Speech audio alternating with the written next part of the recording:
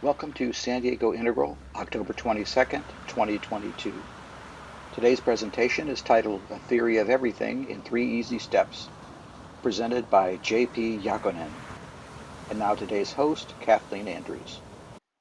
Welcome to San Diego Integral. I'm Kathleen Andrews, and I'm a member of San Diego Integral's leadership team. We have a presentation today, A Theory of Everything in 3 Easy Steps with J.P. Jakonen. We'll begin shortly, but first I want to mention that we will be recording this meeting. The link for this recording will be posted to Meetup in a couple of days.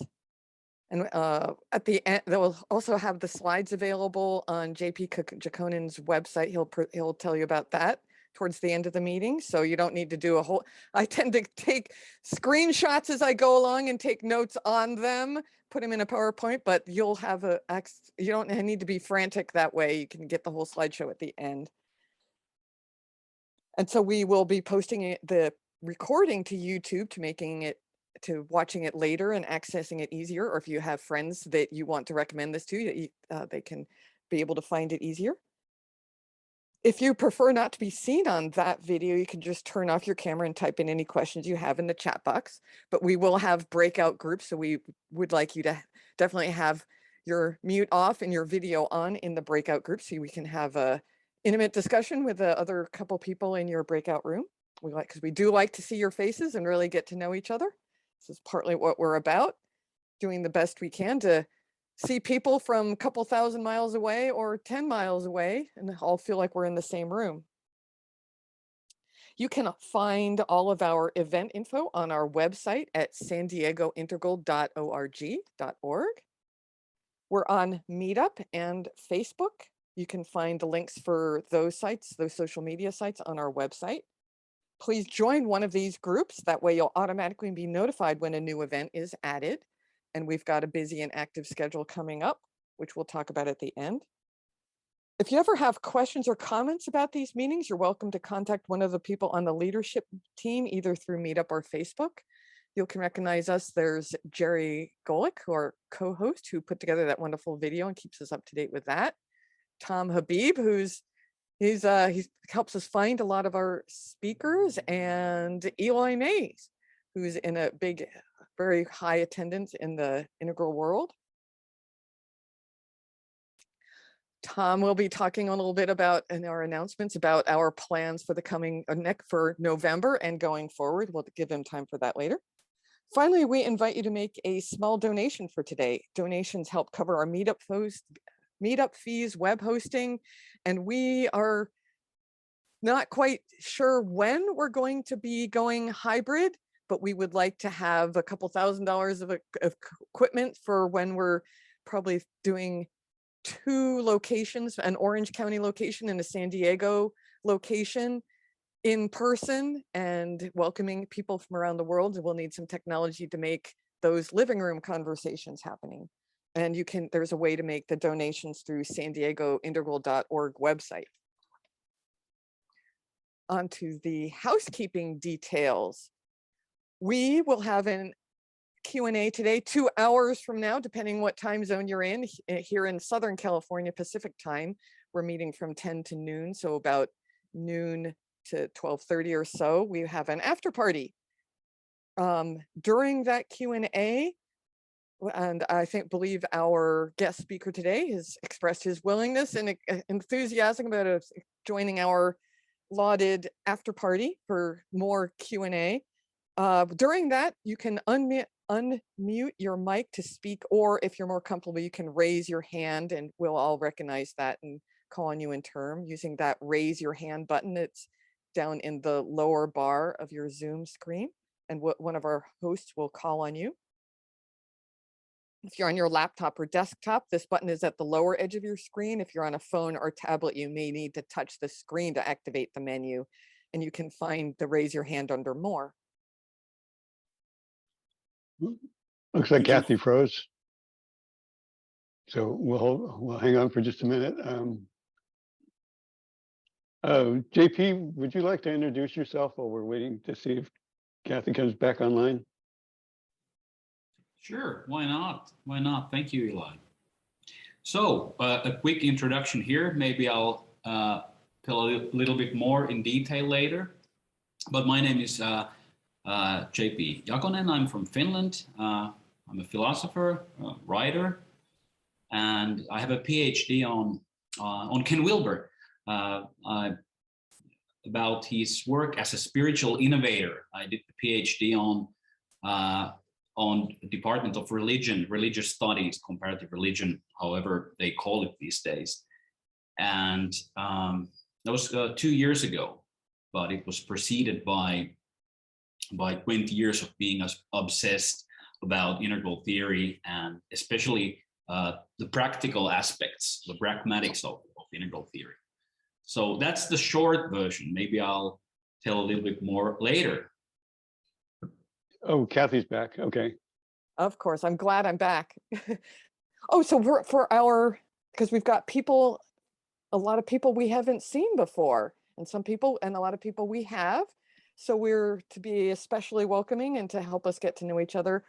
If you are new and have not been to a San Diego Integral meeting before, we invite you to simply unmute and introduce yourself. Say your name, where you're calling in from, and how you heard about San Diego Integral. So who is new here today? Go ahead, Joel. So I'm a psychologist in San Diego and a big fan of Tom Habib. And that's why I'm here. Woohoo. And a friend. I'm new. I'm from Vista, California. Also have a house in Mexico where we spend about half of our time. Degrees in political science. And never heard of it before and saw it on a meetup advertisement. So here I am. Daniel? I'm new. Welcome. Sorry. I'm new. My name is Maureen Schaffhauser. I'm calling in from the Gulfport Airport.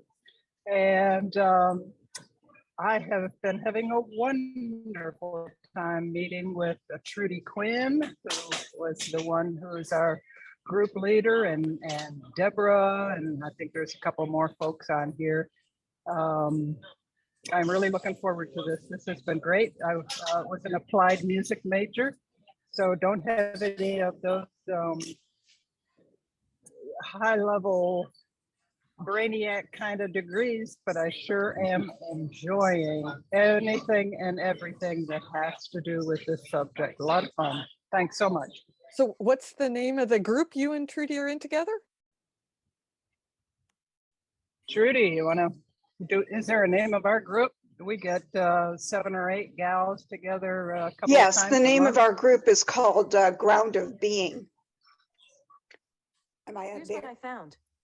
Oh, wait a minute. What happened? I don't know what happened. I'm here. Would you like to introduce yourself while you're unmuted? Yeah. Yeah, my name is Trudy Quinn, and I've been around Integral for about 12 years, introduced to this by a friend. And I've been able to coerce 8 other friends from around the country. And I lead a small discussion group we call Ground of Being. It has some integral base to it, but I use a lot of different luminaries. I use some Eckhart Tolle and some of Jeff Salzman's stuff from Daily Evolver and a lot of other things. I want people to be more conscious and raise consciousness and have a greater capacity for discernment or wise decision making. Oh, and I'm in Arizona. I'm in Fountain Hills, Arizona, beautiful little town. Thank you, Trudy. That's a real service to everybody by getting those people together. My name is Deborah. I am a part of the group with Trudy, but I live in Tempe, Arizona, and have been involved with a little local integral meetup for about a decade now. It's been ongoing. So, and my first introduction to Integral was through the Daily Evolver with Jeff. I remember calling in on the phone when we used to have the discussions like that. So it's been a while. Thank you. I can go. My name is Daniel Greenberg. There's an echo. And I moved to the Finhorn Foundation in Northern Scotland about 2 months ago. Before that, I was living in Oroville, an international community in South India. And I've been loosely connected to integral movement and theory for decades. And I know enough to be dangerous around it. And happy to be here. I'm here on the recommendation of a friend. Thank you, Dave. Good to meet you, Daniel. J.I. or J.L.? Hi there. Yeah, my name is Jacob. I'm in Seattle. I just happened upon this. I'm guessing this is far more sophisticated than just circling, but that's about the extent of my experience with what I think I happened upon today. But I'm excited to be here. Yeah, we're interested to hear reflections at how it all lands with you at the end. Tucker, go ahead, Tucker. Hi, everyone. I'm Tucker. I'm calling in from Austin. I was just in Generating Transformative Change with Jerry for the past year. And I know Tom and Daniel and a few other folks here. So great to be here. Welcome.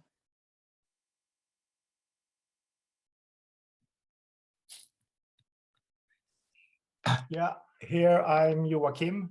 I have my camera switched off for the moment because I'm eating and I'm not dressed after running. I got invited by Tom Habib that I met at the IIC. I think it was 2018.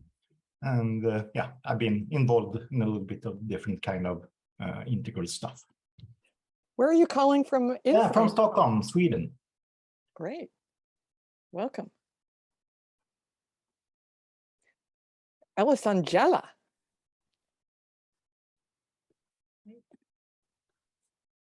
Hi. Thank you for saying well my name. Congratulations. Well done. So, well, I think we met Tom at Integral European Conference. So I saw he posted this event. I think he invited. So thank you, Tom. Well, what I can say is I'm living currently at Finhorn Eco Village. And I just did a master's degree in sustainability transition and on integral regenerative development using the integral framework, among others, to propose new ways forward in these sustainability transitions. And I really being for many years, more than 20 years, very passionate about integral theory and all these families. So it's great to be here. Thank you. I swear this is giving me chills to think about all the transitions going on everywhere. Thank you. Who else? Ildiko? Ildiko? Pronounce it properly for us. Yes, Ildiko. I was here before once. Usually it's a big time difference. I'm joining from Hungary. So I was glad to notice that this one is in a good time for me. I'm going to switch off my camera soon because I'm going to eat my dinner though. But I'm studying integral psychology at the moment in Budapest, in the Integral Academy of Hungary. And it's really transformed my life, these studies. So I'm very pleased about that. And I'm really looking forward to today's lecture or workshop, whatever it will be, because I would like to be able to talk about integral theory in simple ways. So thank you. Thank you. I believe we've come to the end of the introductions. So our speaker has been introduced. So let's take it away, JP.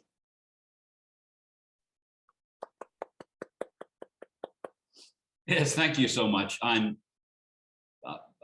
It's beyond words how happy I am to be here. I mean, I've had a wish to do something global, on a global scale, for a few years now, but that's about, my plans kind of stopped there. So I could have been on the, on the FBI's most wanted list for all I care. That would have been international.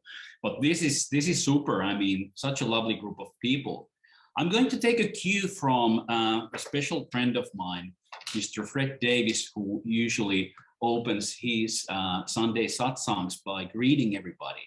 So I think I'll do the same, because I think that's one of the best parts of his sessions. So hello, Elisangela. Did I say your name right? Just about. Yes, perfectly. Oh, great. Well, thank you. Well, this is off to a great start then. So Jerry, hello again. Tom, hi. Nice to meet you again. Chad, hi. Susie, that's a lovely background. And Joel, nice meeting you from afar. I mean, I would do this if I usually approach these Zoom sessions like we would be in a big conference room where we would probably do this. I mean, we would meet each other. So Maureen, hi. So you're on an airport? Yes. Oh, blimey, that's something. Oh, that's the spirit. Eli, hi again. And Karen, nice meeting you. That's a lovely shade you have there. There's probably a proper name for that. I have one in here in my office as well, but I can't remember the name of those. Jacob, what's that? Is that Jacob? Yes, great. Nice meeting you. Kathy, hi. Thank you so much. Ildiko, greetings to Hungary. This is like being in the Eurovision, like hosting the Eurovisions.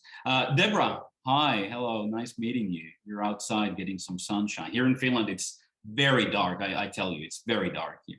Trudy, nice meeting you. Hi. A lovely name for your group, Ground of Being. I love that. Daniel, hi. Robert, you're in a beehive. Yes? Yeah, good. That's a lovely place to be. Loads of honey there. Tucker, hello. How's Austin? Sandy, hi. You have some lovely greenery there, some plants. Yes.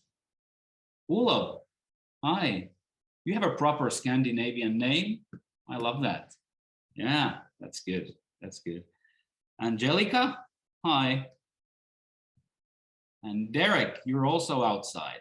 That's good. I'd love to be there as well, but this is the office. Glenda, nice meeting you.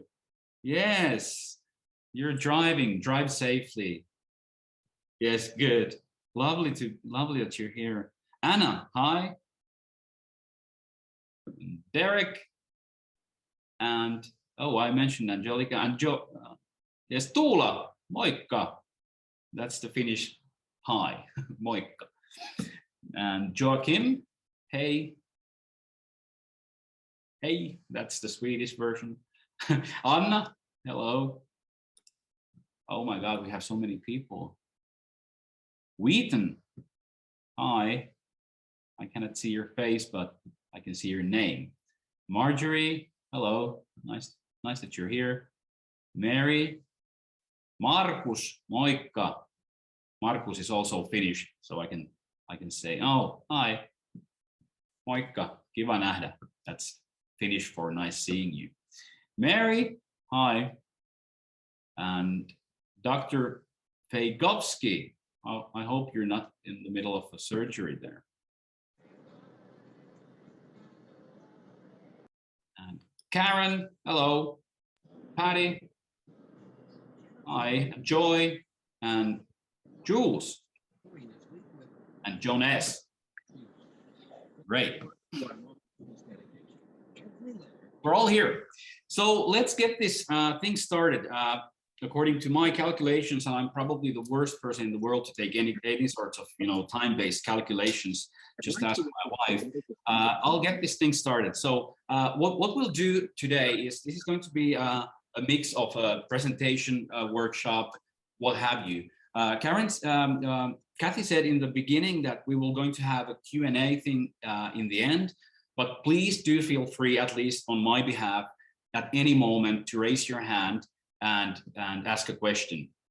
I trust, Kathy, that you'll be able to, see if somebody raises their hands, because I won't. I know myself, and I'm lousy at everything that's, practical, taking time or seeing people's raised hands. So if you want to have ask a question in the middle of this, please do.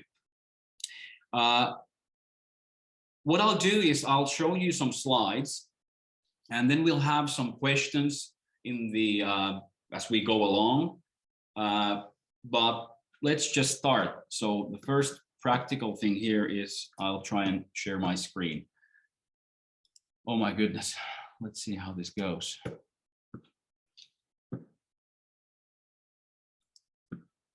Let's see how this goes. So Kathy, I can see you there. We can see your screen. You're good. Oh my goodness, this is awesome. So nice. So you can see the screen. So here we go. Let's start. So a theory of everything in 3 easy steps. How to talk about integral theory to friends, colleagues, clients, and the occasional stranger.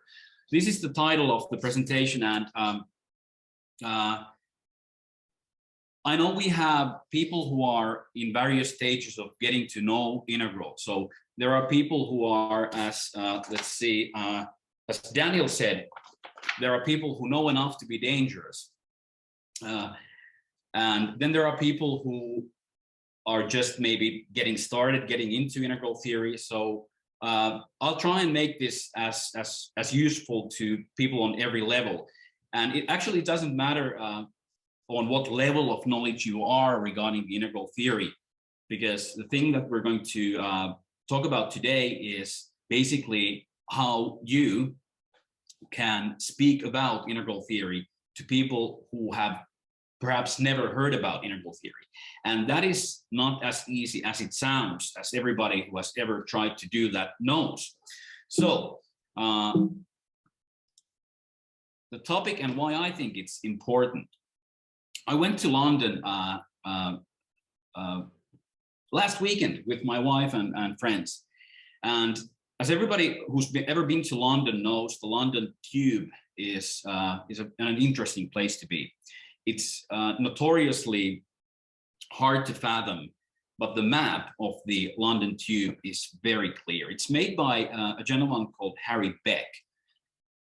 He used to be electrical draughtsman, and he drew the map of the London Underground in 1933. And the map in itself looks like this. So it's super clear, although the underground in itself is not. There's a recent book about the London Underground called The History of the London Underground Map by Carolyn Rope. And the big idea behind the book and behind the map is that it explains in a very simple way something that is very complex and very complicated once you're inside the territory of the London Underground. So what tourists do when they go to London is they take the tube and they go and then they pop out of different sections of London. And as you can see from this map of the London Underground, it's really vast. And basically, it was a huge challenge back in the 30s when they were drawing this map, how to present this very, very complex thing in a way that makes it easy to navigate in this very complex territory. So basically, that is something what we are trying to do today. And we have 3 aims for this workshop. So the first aim is to suggest that we need an integral for dummies, basically.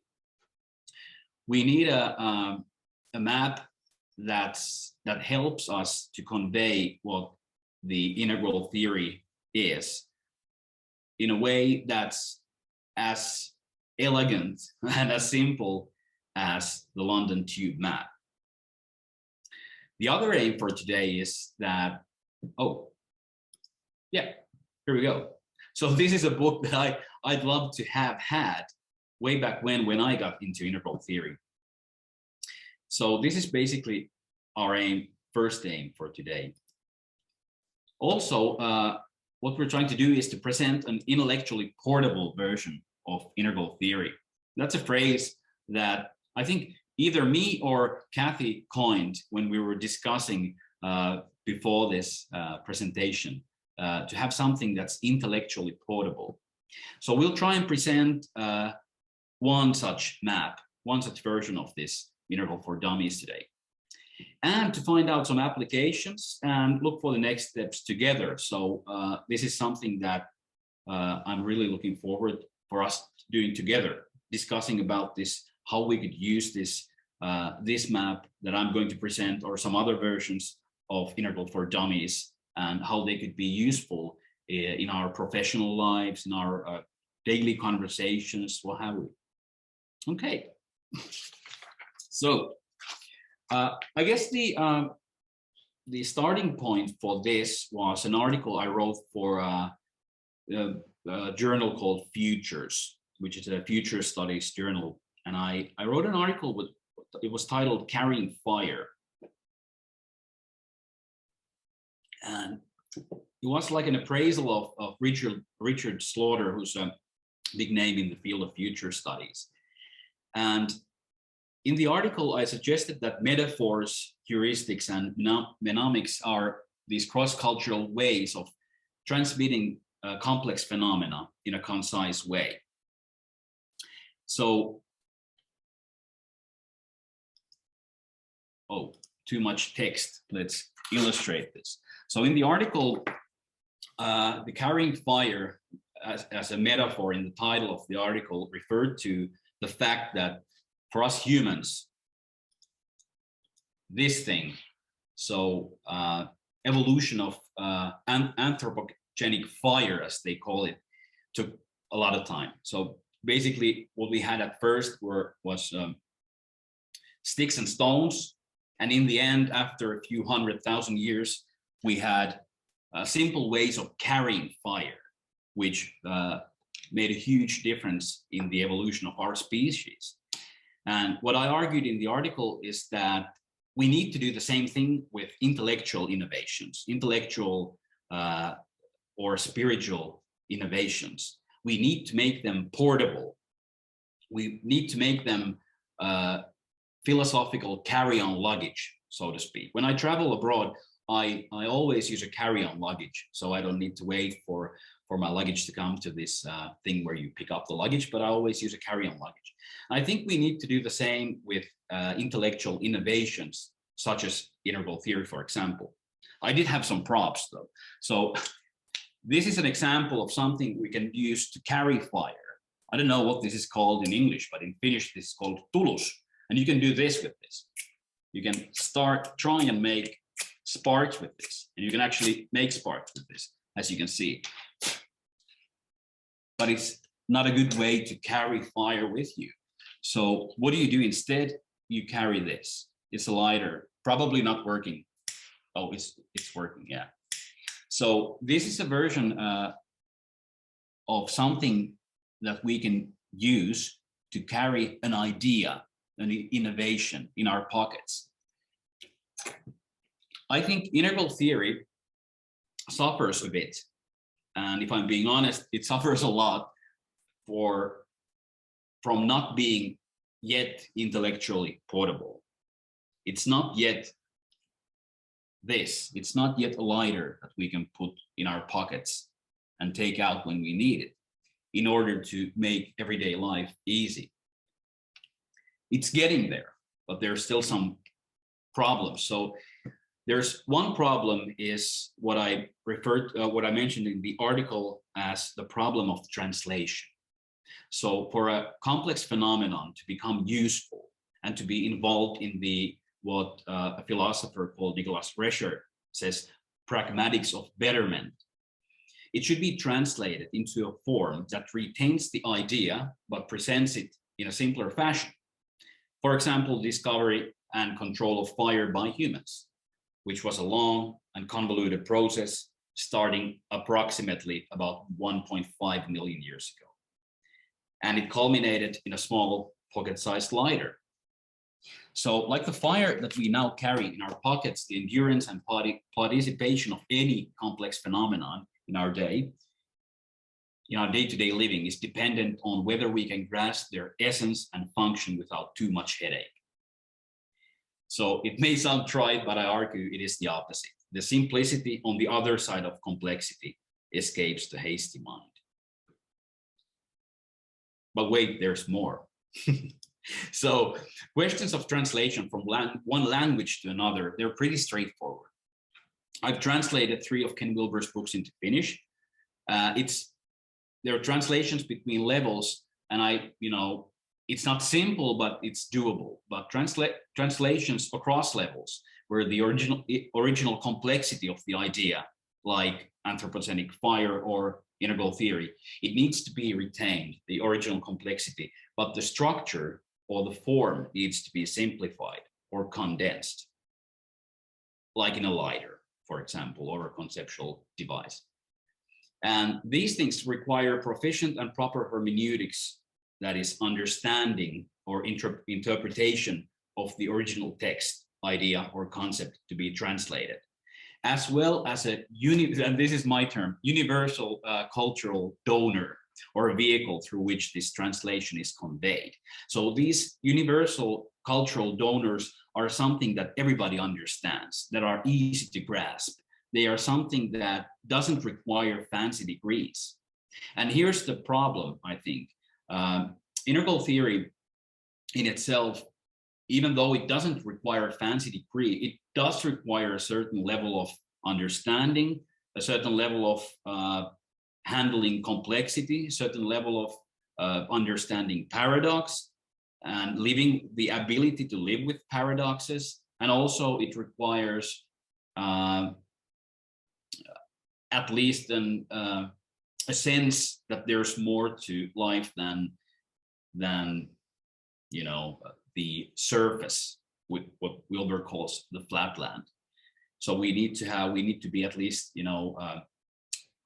we need to at least be able to sense the spiritual side of things. Let's just leave it at that. So these like traditions like myths, legends, and fairy tales are some examples of universal cultural donors, where they're used in translations across levels, where a complex subject matter is presented for a wide audience with a varying cosmic address, as Wilber calls it. So here we go, loads of fancy words. I promise these are the last big words that I'll use here. So question number 1 for our breakout session number 1 is, what comes to mind when you think of a complex thing explained in a simple way? It can be a cultural, scientific, or any other innovation, symbol, etc. So we'll be having small groups. Ildiko will have her cat in the group, so that counts as a person too. Oh no, it's +1. You can that's +1.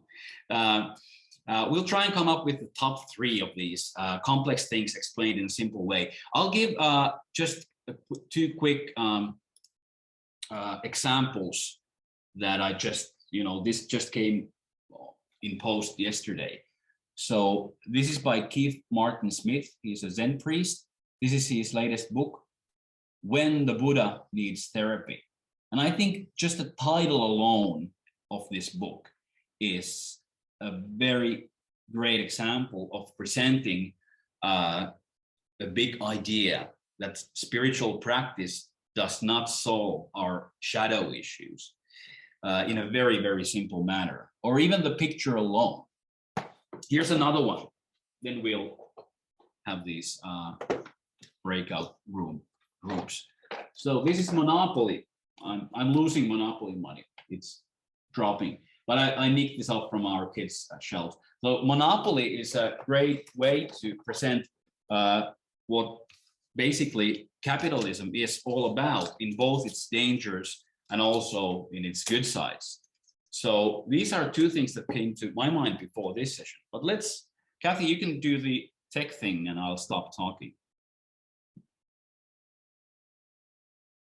Right, we want to make sure, I've got breakout groups of 3 for 10 minutes. So we want to make sure everybody's clear. We're going to be discussing the question he had on the slide. Do we have any questions before I send people away?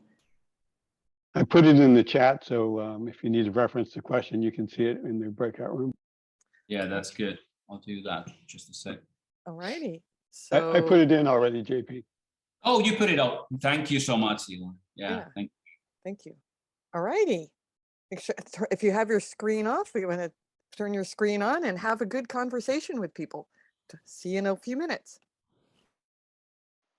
Breakout sessions are not recorded. So here we are again. Keep going, JP. How was that for everybody? Good. I'll keep going, and I'll use my powers to ask somebody. What did your group came up with? So, Maureen, at the airport, what did your group come up with? At the airport with no paper. Where's my group leader? She named off the three, and we had a wonderful time coming up with these. A good discussion. I enjoyed it. Karen, I think you jotted them down, right? Yeah, we had a good time hanging out together, and we actually fulfilled the assignment, moreover, which I always take as optional. Number one was song. Singing, dancing like nursery rhymes, like small children. That's how we start learning anything, and with subsets, repetition, and with built-in triggers to help us remember. That's how we keep learning all our lives. Number two was metaphors, like Santa Claus as a metaphor that children under 7 understand, because the abstract ideas of generosity and plenty and so on are a bit too abstract for them. But as we grow through our cognitive levels, we can handle greater orders of complexity. But metaphors are, simple metaphors that are kind of a seed for larger, more complex ideas. They too last all our lives. And the last one was making it personal. What does this mean to me? And that conveyed the whole complexity of really getting a sense of the other person, where they are, what will reach them, how to communicate, how do you get a back and forth flow. So those were our 3: song, metaphor, and make it personal. That's great. Oh, that's super inspiring. I love Santa Claus. That's great as a metaphor for generosity. That's beautiful. That's beautiful. And this is coming from somebody who lives in the land of Santa Claus, as you probably all know. He does not live in Sweden. That's a hard one to top. Can I go next, JP? Yeah. What came up in our group is how we bring people along developmentally. We tell children to play nice, and then we elaborate upon it through the developmental stages and bring them along. And then I was trying to think of people in Integral that already do this. Kind of Eckhart Tolle is a good entry ramp, Jeff Salzman, and the priest from Santa Fe's name is? Richard Rohr. Thank you, Richard Rohr. He's wonderful at doing it. I think there are some things in Integral, like transcend and include is already here, and everyone has a piece of the truth. The one I came up with personally was organizing chaos. That's great, Tom. Thank you so much. Playing nice reminds me of this wonderful book that I have here somewhere in my office. It's by Robert Fulghum. Everything I Need to Know I Learned in Kindergarten. I think it's familiar to many people, and it's such a beautiful book. It's in essence, I think, a very integral book in the sense that what the writer is doing there is conveying these universal themes in this language that anybody can understand. That's great. What else? Who shall I take as my victim? I love this, the feeling of power. Joachim, what did your group come up with? We never put a list of 3 top things, but I can say my top thing, and then the other ones can say their top. So what I came up with was the word we use to describe how we are feeling. So we use one word and it's a very complex thing going on in our bodies. So it's impossible for anyone to describe that in all details. And we use just one word and people understand. That's a great thing. Yeah, so I leave the word to the rest of my group. Yeah, we also had storytelling, and the more universal the stories can be, the better. But Tucker just threw in a comment about adding our own uniqueness to the story too, which I like. You know, I was in that group too, and we also talked about trying to get to the quintessence of something, the essence of the essence. And that as certain things, especially when you're talking about a theory of everything, first of all, it's a theory and not necessarily provable. It's like when you ask someone, you know, do you love your children? And then they say, well, prove it. You know, how can you prove that sort of thing? So yeah, just kind of, you know, tapping into the mystery of something. Some things are that passes all understanding. Tapping into the mystery. Thank you. Thank you. That's beautiful.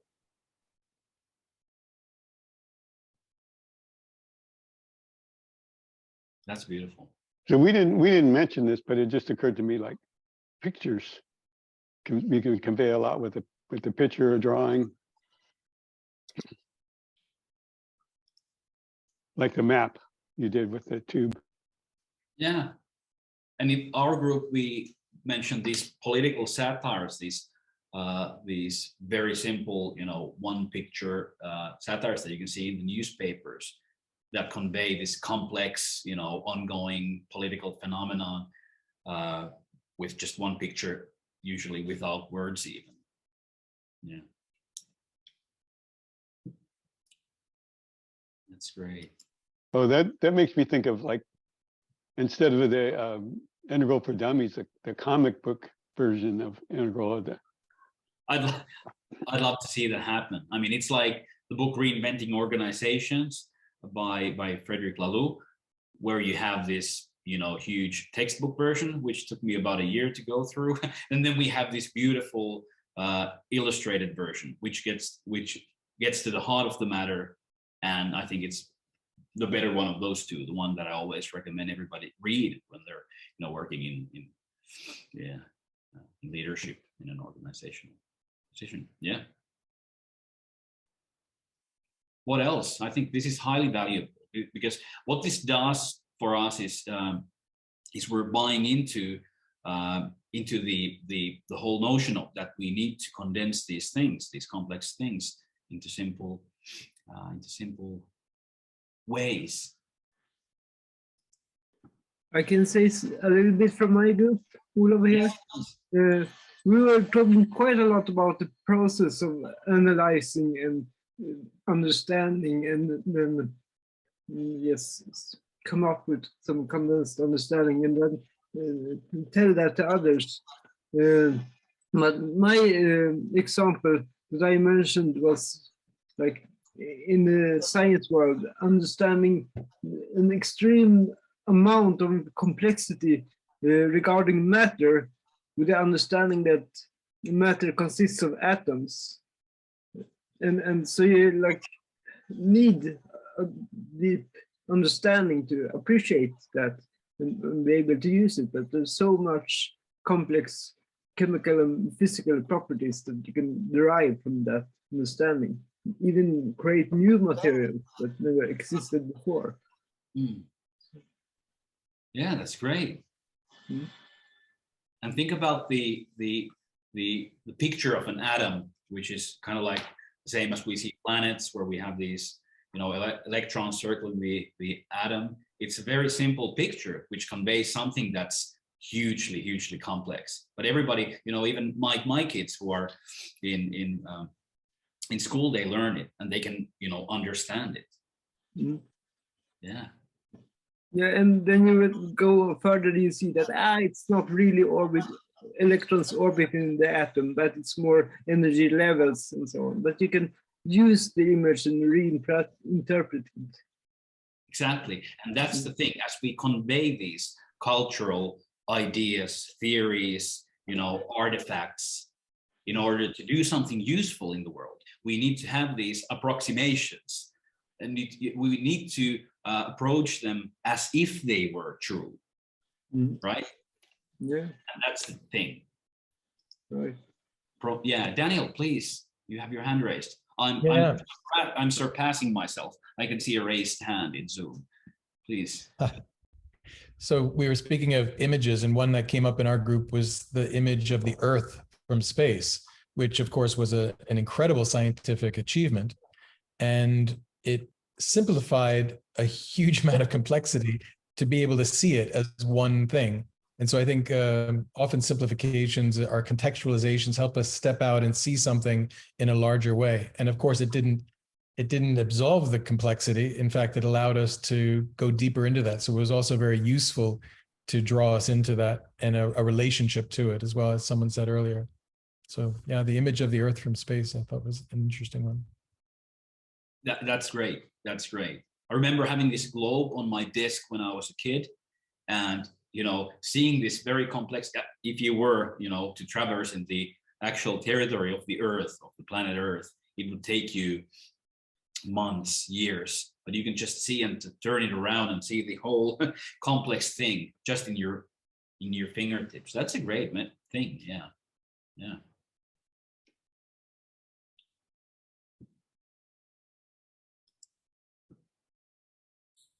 In our group, we also mentioned kind of wisdoms from spiritual texts that are often really loaded with meaning on multi-levels, like as above, so below, about the fractal nature of the world. So it's just very, it works on all, consciousness levels. It says something different. Yeah. And also just kind of images or things we observe from nature, often because of this same fractal nature of things, often they convey, and something that most people are familiar with, scenes from nature.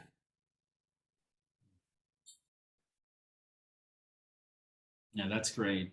Yeah. We talked about some Zen koans and sayings of Jesus, the parables of Jesus, being also, examples of these messages that seem to transcend centuries, millennia.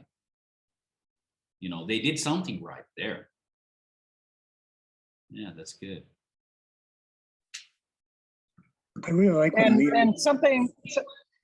I'm sorry, Tom. Go ahead. I just want to say something quick that Lediko, that fractals are repeating patterns, and we see it everywhere, that it becomes the basic building block, even in DNA. And so thank God we don't have to invent the paths every time. That fractals and awareness of them is what constructs the common consciousness that we're capable of having. I thought that was a very good point. Yeah. Thank you. Yeah, I was going to mention along the spirituality comment that was made, like the Serenity Prayer. It's a simple prayer, and yet it encompasses so much. It's a very personal prayer, because when I say it, I'm thinking of some specifics along the way. God grant me the serenity to accept the things I cannot change. Well, there is always something there. Change the things that I can, and then that killer last line, which is the wisdom to know the difference. It's such a personal prayer, and yet it encompasses the whole. Thank you. Yeah, that's very good. That's very good. Yeah, thank you, Maureen. Here's one thing that nobody mentioned yet, but advertisements. When I started as an entrepreneur 12 years ago, I had to ditch all my integral reading, all my spiritual reading. And what I did for about 5 or 6 years, I read books on selling and marketing. Believe me, you do not want to go there, but I had to in order to survive. And what I learned from that was that people who are good at copywriting, they're geniuses. What a good copywriter does is that you have to distill the essence of a product, of a service, of a process, something that's quite complex even, or in other cases simple, but you have to distill it in a form of a picture, or in a form of a headline, in form of a intriguing text, and then sell it to somebody, sell the idea of something. So I think, writing, especially writing when you're writing copy text, is a good example of making a complex thing easy to grasp. I mean, we're here because we bought something. We bought a computer, the idea of a computer, and somebody sold it to us. All right. So how about we go ahead, but if there's somebody who still wants to share, I'd really love to hear that. I'll throw out this thing I put in the chat about in the spiritual lines, transmission is a way to get complex concepts without, non-verbally, yeah, I'll leave it at that. That's great. I mean, reminds me of something that in our group we mentioned dance, expressive, ecstatic dance, which is also, kind of the same thing. Something that's kinesthetic, somatic, and expresses so much with a gesture or a movement with other people. That's great. I used to be part of this Gurdjieff group here in Finland for quite a while, and for those of us who don't know Gurdjieff, Georg Ivanovich Gurdjieff was a spiritual teacher who kind of combined psychology and spirituality in a way that I think was really ahead of its time. He passed away in 1949, I think. And one of the ways Gurdjieff taught, he wrote some books, a trilogy of books. He composed music, and he taught these sacred dances called movements. And what he did with all these, well, you can't say with his books because they're super dense, but the movements and the music he composed are ways of simplifying,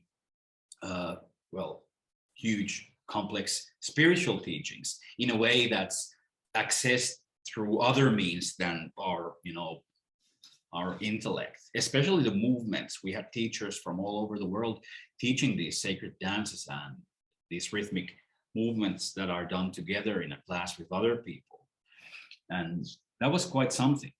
Anyways, let's get back to the presentation, and we have loads of opportunities still to share and think together. This is really nice. So what I'll do now is I'll again try and surpass my abilities with technology and sharing this. Let's see. Kathy, are we on? We are on. Tom, yes? Absolutely. Oh, see question 1 at the moment. Yes, good. So now we are supposed to see a blank screen, which is just for my sake, so I know that we're moving on to the next topic. I'll tell you a little story about how I met Ken Wilber. So I probably should have done this earlier, but I'll do it now. Better late than never. So I'm doing this for the sake that we all have our own, how I met Ken Wilber story, how I met integral theory, how I came upon integral theory story. I remember Wilber once saying that, how do you know that you're integral? He said that you're spending most of your Saturday evenings alone. So it's Saturday evening here in Finland, so I'm definitely integral. But how I met Ken Wilber, basically it was preceded by, I'm not going into these in too much of the detail, but when I was 13 years old, I was just a regular 13-year-old kid interested in horror films and punk rock music. And I had an experience that kind of changed my life, I could say. Not going into that too deeply, but what I did, and I do not know for the life of me why I did it, but I was in the sauna, which here in Finland is ubiquitous. Everybody has a sauna. So I was in the sauna by myself. And after the sauna, I was in the dressing room and there was a mirror on the wall. And for some reason, I started looking at my reflection in the mirror and looking at my eyes in the mirror and repeating the word I, which in Finnish is minä, a bit longer than in English. For some reason, this happened. You know, I had no ideas of any, you know, spiritual practice or anything. So after a while, what happened, I found myself to be as in a trance.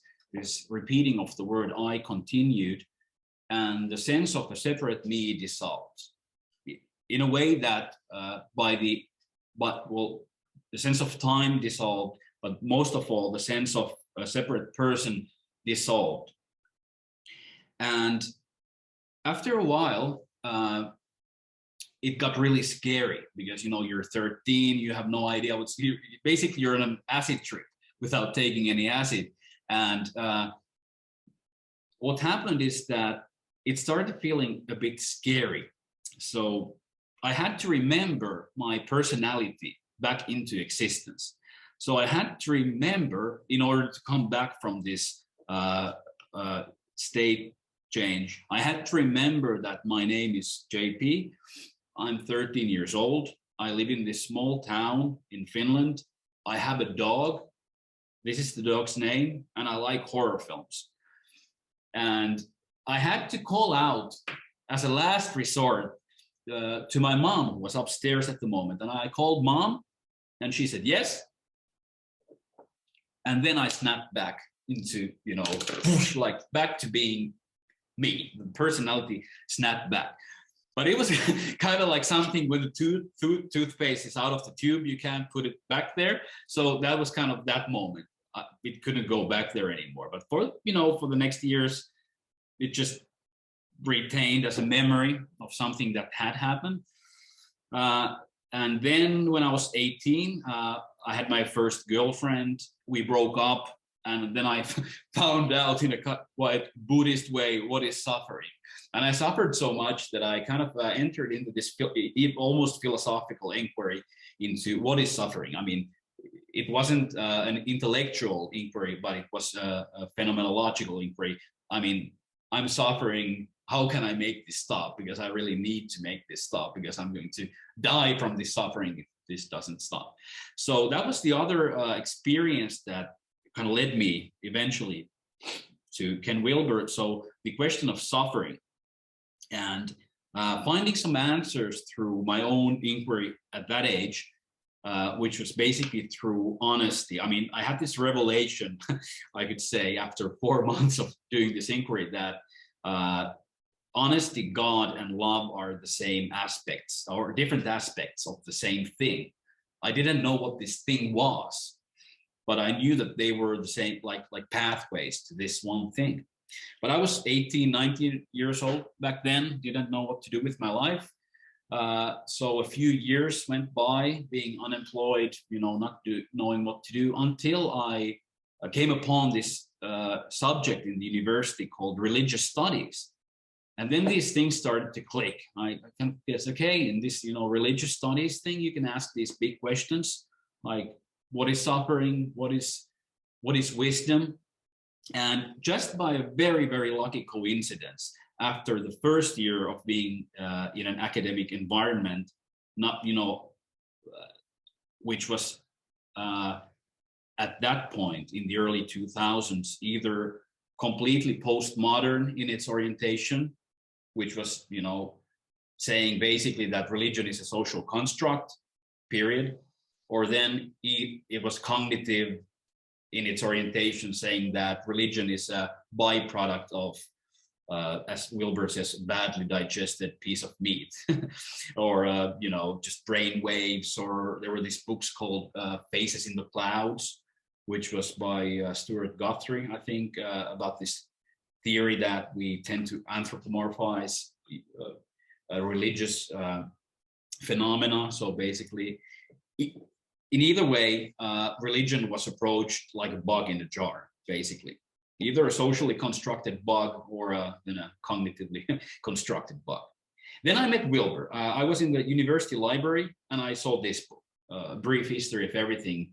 And I said, what is this guy putting his, mugshot on the front cover? But the title is interesting, so I'll take that. And, as we all know, God bless him. It's such a great find. After the first 50 pages or so, which were quite dense, I really started, basically everything came together. I studied also psychology and philosophy besides religious studies. So basically he explained as we all know, in a very intellectually consistent manner, that how these things fit together, and then plus the spiritual side, which he so eloquently wrote about. The biggest thing Wilber did for me, though, at that age was he got me into meditation. So he actually got me to do a practice. He always said in his writings, the map is not the territory, go to the territory, explore, do the thing that I'm writing about. And that was such a blessing. I did, various forms of meditation back then, and basically ended up being really obsessed by his philosophy, which was not popular at my department or anywhere else on the campus. I have to tell you, I went to the lengths that Integral Institute back then in early 2000s was in its infancy. And I made and printed a canvas bag for myself at a local print store, where I put this Integral Institute logo on the canvas bag. And I walked around the campus carrying this canvas bag, just hoping that somebody else would have, known about this philosophy. I didn't dare to put Wilber's face on it, so I put Integral Institute logo there. Of course, nobody knew what it was, and nobody came and said, oh, you're into Integral as well. This was, pre-Facebook, even pre-Google era, the early 2000s. Anyways, I ended up doing all my, research on the university about integral theory. I ended up translating Wilber's books as well into Finnish. And then we moved to this small island. The picture on the right is from our house. It's a small island in the middle of the ocean here in Finland, 4 hours from the mainland. Our son was just born. I had just gotten into Integral Life Practice, which had come out, I think, in 2006. Because what I wanted to find from Integral was a practical way to apply it. I come from I don't know, what do you call I guess a working class family. My father was a carpenter, my mother was a physical therapist. So practicality has always been a big thing for me. And I wanted to find something, practical. So finding Integral Life Practice was a big thing for me. I really got into it. I did a 1 year blog about my experiment with trying Integral Life Practice and integrating it into my life. And while that was going on, we moved to this small island in the middle of the ocean. So it was a great place to do nothing else. But, we had our son was 1 year old when we moved there. So that was a great place to just, deepen the practice side of it. By that time, I had translated A Brief History of Everything into Finnish, and it was about to be commercially published, which it was. But by that time, as we all who get into Integral find ourselves to be in this position that first we fall in love with it. And, as we fall in love with somebody or something, we merge with it. But then comes the boredom part, because when we don't see how we can apply this in our lives, we usually, and what I've seen in Integral circles, we tend to go one of either ways. We either find a way to make it practical and make it useful, or then we start to loathe the thing that we just fell in love with. And I'm so lucky to have found Integral Coaching Canada, who were just starting to train. They're a coaching company based in Ottawa, and they were first European group of coaches. They were coming to train in 2009, and I decided to make some intelligent financial decisions by asking my mom for a loan and my mother-in-law for a loan, and start the training there. It was in Amsterdam, and it was basically I could say that before that I was integrally informed. And what stepping into the training, going into training did was I understood that just understanding integral as a theory is, you know, just the beginning. You need to do something with it. You need to try and embody it. And that was a big shift. So basically after that, we moved out of the island. I finished my studies in the university, you know, realized that I'm unemployable. So basically that's, you know, definition of an entrepreneur. So I started my own company, which was basically coaching company. And then I started writing books. So what I tried to do here in one of the smallest language groups in the world, which is the Finnish language, I wrote books in Finnish, which tried to apply integral theory in very practical matters. So I wrote a trilogy of books called The Stress-Free Leader, The Stress-Free Entrepreneur, and The Stress-Free Coach, which all, you know, tried to kind of, they were not integral books in the sense that I didn't sell integral theory in those books, but they were informed by integral theory and saying, look, you know, you probably need to take this aspect into account. On the upper left corner of this picture, there's a book called Kokonaisuuden näkemisen taito, which is the art of seeing the whole picture, written by a colleague of mine from the university and me. He was one of the only people who actually got into integral. So he was an older gentleman, and we still continue writing together. But that was the first book here in Finland that really, you know, tried to present integral theory as it is, and then apply it to questions in business, in organizations and stuff.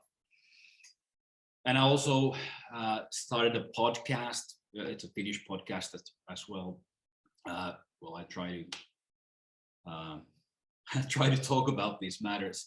Then after all these, and after the marketing stuff and getting my business up and running, I started for a PhD, and a couple of years ago that got done. The name is Ken Wilber as a spiritual innovator, studies in integral theory. The main point, the condensed version, as we're, you know, the easy step is this idea that spiritual traditions need conceptual updating in order to thrive in today's world. That was the main idea of the PhD.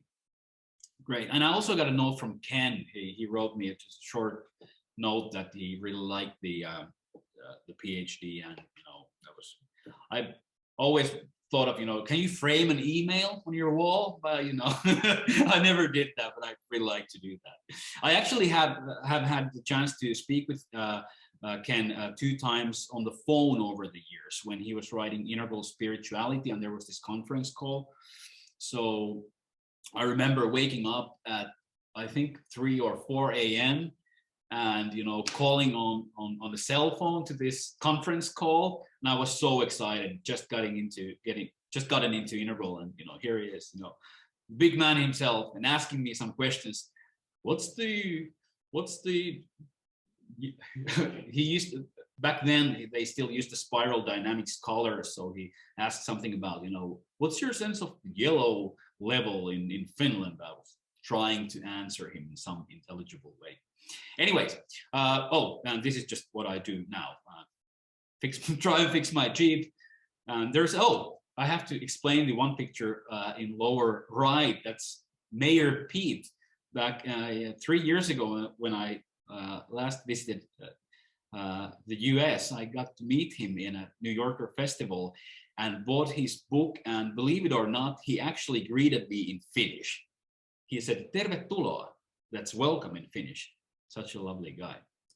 Anyways, so the problem here, or as we say in science, the research question, which haunted me all through these years of getting into integral, meeting Ken Wilber, so to speak, was this, that Wilber has written too many books. They're too long, and they're too good not to be true. So what do you do when, you know, you're all jazzed about this you know, this big philosophy that you want everybody to get into. That's actually one part, as I felt it, you know, when you're getting into integral, the first phase is that you become really annoying and want everybody to get into integral. But then when you know, pass that phase and then you want to apply it and convey the message, what do you do? So this is our next question. It's, oh, yeah. Well, this is the map. Yeah, this is a beautiful map that's used sometimes to convey integral theory. And always when I show this map at a lecture, at a seminar, people run screaming. So this is, you know, I love this. This is beautiful. Another thing that I want to, you know, frame on my wall, and actually did have it framed on a wall back when I was a student in the university. But still, I think this is in over loads of people's heads. So the next question is, what problems have you encountered in either A, understanding the integral model, or B, talking about it? Please share your story. It can also be a success story if you like. So if you've had great success in conveying the gist of integral theory, please share that too. But basically, what I'm interested in is that the problem you have encountered in talking about it. I mean, you understand the integral model, yeah, maybe, but rather the B question, talking about the integral model. So Kathy, you can maybe take the technical lead from here, yes? Absolutely. Looks like Tom, you just said you're leaving, so I should not assign you. Okay, so otherwise I will open all the rooms, and if there are no questions, we'll take that question into the room with us and see you back in 10 minutes.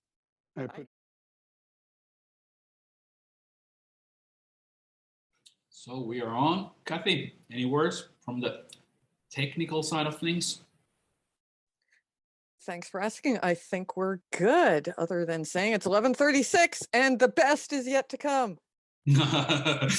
Yeah, exactly. It reminds me of when I was a kid and watching wrestling, still waiting for the best match that was always at the end. So I trust we had lovely discussions. We'll take just a few minutes to talk about our discussions, since the best is yet to come, I guess. So who would like to share what you talked about, the difficulties, problems of talking about integral theory or getting into integral theory? I'm looking at you, Maureen, because you're at the airport and I want to tease you.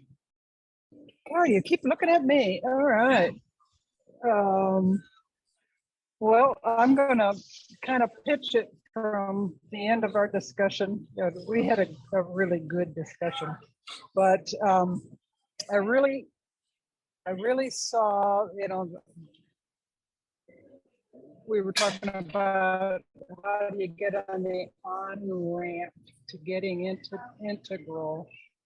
And, you know, I could see myself in this paradigm, and what I would need to have for myself is the willingness, first of all, to get onto that ramp and be here, and then the open-mindedness, because I only know what I know. So there's that paradigm, and I need to take these additional things that other people know that I don't know, spirituality or whatever piece of it is, and fold it into what I know, so that I can get to the point and the appreciation of understanding where other people are coming from.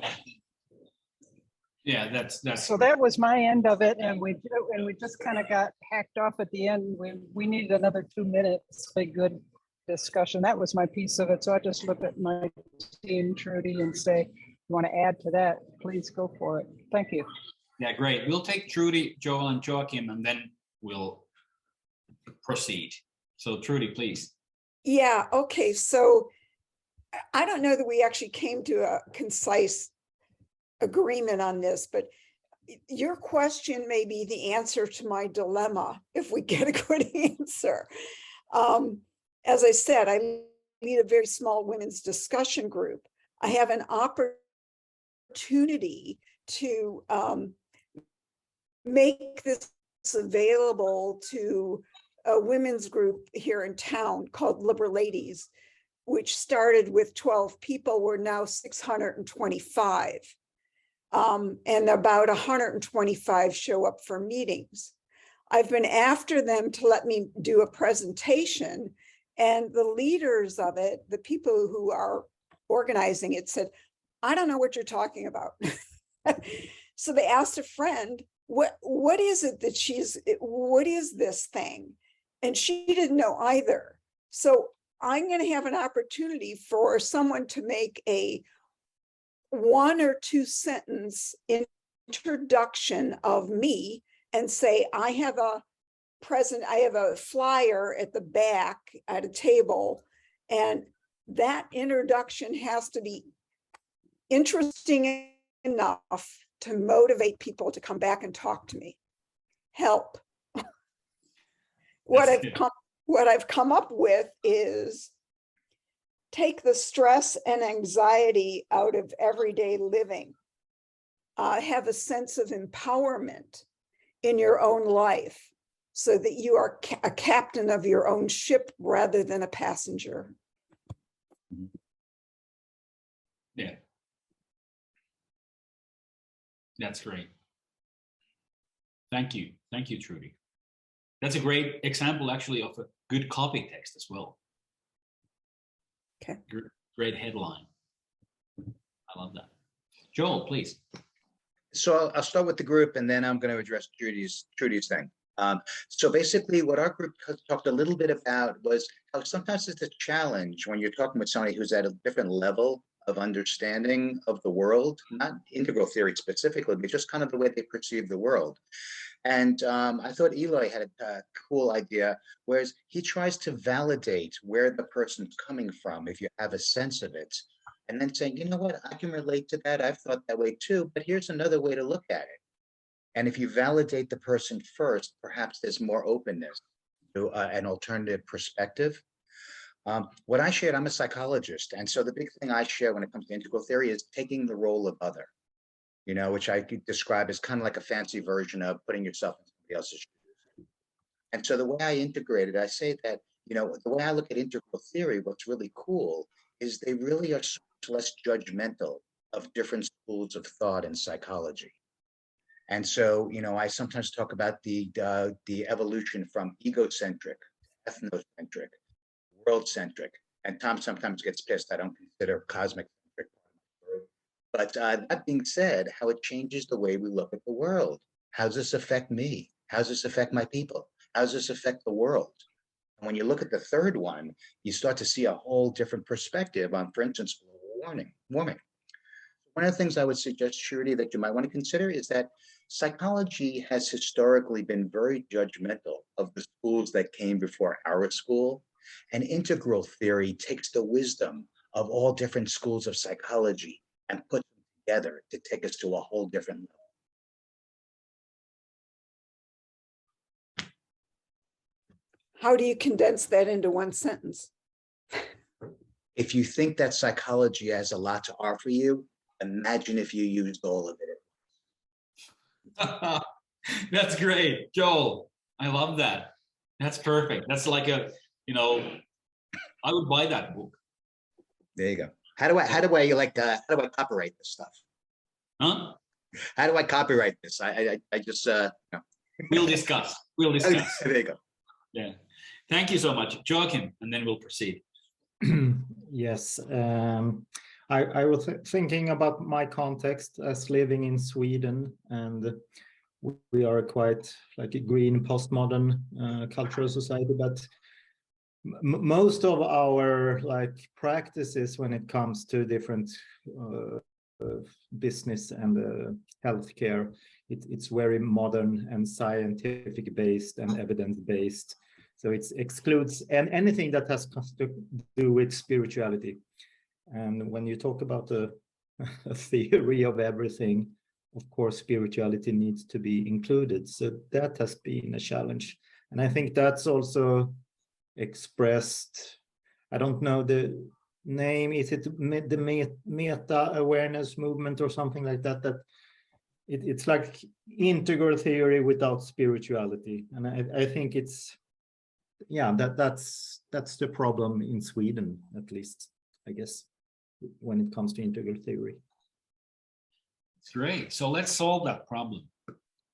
Okay, we'll do that next and present a version of what I've come up with. Thank you so much. Very lovely discussion. Would love to hear more, of course, and have everybody's contributions here. But our great enemy is the perceived time, which is, as we know, an illusion, but you know, something we have to live with today. So I'll try and share. Kathy, is this slide visible? Yes. It is. Great. So let's proceed. So the problem is this. So an answer, it's not the answer, of course, but an answer to this is, I'll tell you a short story, how I came up with this. So I work as a coach and as a consultant, and I had a client who was a CEO of a very large company here at my area, but they produce copper and they manufacture copper and do whatever people do when they're, you know, working with copper. I wouldn't know. But I was about to have a conversation with this gentleman, the CEO of this big copper company. He was not yet my client then, but we met at, believe it or not, in an Irish bar. So he was super busy and we couldn't meet during the daytime. So we went to an Irish bar during an evening hour, and he said, no, you have 1 hour to, you know, convince me of what you're selling, basically. So I actually did take a napkin because I did not have anything else there. And it was there basically in that conversation where I came up with my version of how to explain integral in an easy way. So I'll try and draw this. So let's see. I need to probably stop sharing this and take the whiteboard option. Yes, here is the whiteboard. All participants can view. There are some of my practice things. So can you see this whiteboard, Kathy? Absolutely. We see a whiteboard. It looks like a snowstorm without a polar bear. Oh yeah, yeah. It looks like the view we had in our house when we lived in the small island in the middle of the ocean. It actually was quite snowy there. But this is usually, I'll tell you just how I explained it to this guy who had never heard of integral theory, although he had read Power of Now, and he was really taken by the book, but he was really, you know, an orange level guy, a very, you know, strict rationalist. So what I usually do, and what I did back then, is I start by showing a metaphor that anybody can understand. So I'm saying to this person that I'm trying to explain integral theory to, so let's imagine we have a house, a multi-story building, which has, oops, I need to take another thing, a drawing pen. So this house has a floor plan like every house has. I'm drawing this on a napkin in an Irish bar, so you can, you know, you can imagine all the noise there. So I have to be really, really concise. And the house has 4 rooms. So room number 1, room number 2, room number 3, room number 4. Okay. And I'm explaining it to this guy. So when you're going into this room number 1, you can only see, you know, 1/4 of reality, so to speak, from this room. Same goes for room number 2. You can only see 1/4 of reality from this room. And same goes for room number 3. You can only see 1/4 of reality from this room. But, you know, imagine these are actual rooms. You're walking into the room and you cannot see, let's say, the view from or the perspective that, you know, is available to you from room number 2, unless you actually walk to room number 2. So the guy usually says, or the woman usually says, so, you know, do you have some names for these rooms? So I usually try and anthropomorphize these rooms. So I say, okay, so this is like the room of the visionary. I'm using these as like typologies. They're easier to remember. So this is the room of the visionary. You can see visions, ideas, thoughts. This is the place where you in your company, for example, go when you need to invent something new. But when you need to take action, this is the room of actions.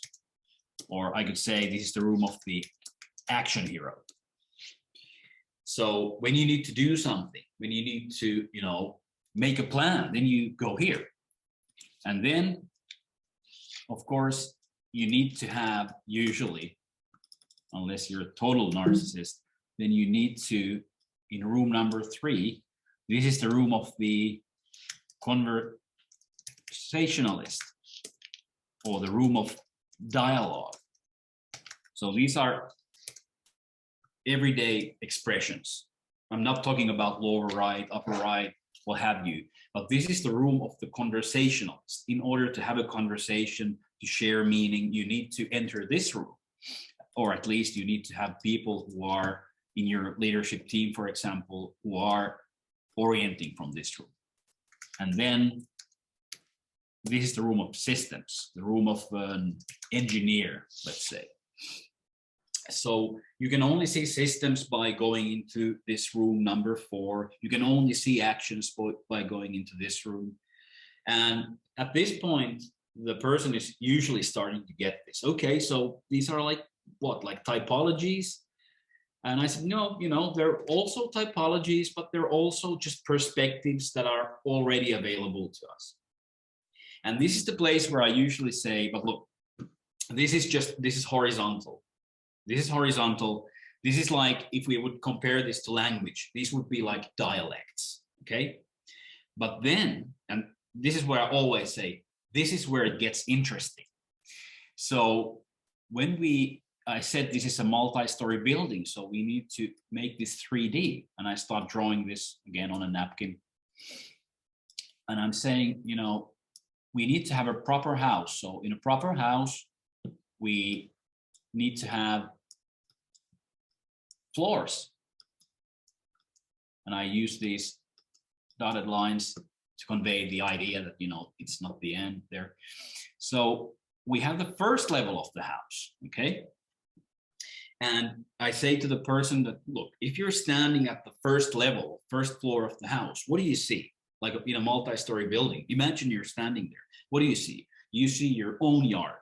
That's just your own stuff there. That's my bike. That's my car. That's my yard. That's what you see. Your view, and this is what I usually draw, your view is limited to this, okay? And you have people, you know, if the person is working in a big company, I say, you have people who are working for you in your company who have this view. You probably know them, you know, probably you have quite a few relatives who are standing at the first floor. And what do they see? They see their own yard, their own, and I decisively do not use the words egocentric level of development or whatever. I do not use the colors. I just use the word, you know, this is what they see. They see their own world. I might use the word egocentric because that usually resonates. Then, you know, with this spatial analogy, we go to the second level of the building. And I say, imagine you're standing there. What do you see? You know, then your view expands a little bit. You have more ontological territory that you can see. So your view from the second floor of the house, it's just not my yard, but it's our yard, our common yard. This is our yard, you know, particular to our house. This is ethnocentric, of course. And, you know, people standing at the second level of the house, second level of the building, they have their motivations that are really, you know, then I might use the word ethnocentric, group-centric, what have you. Then we go another level further and we have the third floor of the house. Again, our... JP, can I interject real quick? Yes, you can, Tom, please do. I'm not sure people know how to use the whiteboard, but if you minimize the screen, you can see the entire figure. Like I had to bring it down to 50% to see everything you're putting in. And you can bring the screen left and right just by holding your cursor on it. Thank you for the tech tip. Yeah, thank you. Thank you so much. So on the third level, again, your view expands, your view of reality. When you're standing on the third floor of the house, what do you see? You no longer see your own stuff or our stuff, but you see that these buildings, they're everywhere. They're global, you know. You see that this building is just not, and this view is just not confined to what we're seeing, but it's a universal phenomenon. And you see, you know, and this is where the person usually starts to get the fact that this is where our thinking becomes rational, universal, our moral development might, you know, be there. And then again, using this analogy, I'm drawing the fourth floor and saying, look, on the fourth floor, you start to see that, okay, you have these buildings all around the world, this grand narrative, this big story of these buildings, but people who are standing on this fourth level of the house, they start to contest the story that these, you know, okay, we have these big buildings, these multi-story buildings, yes, but what about igloos? What about different kinds of houses that we have, these marginalized houses?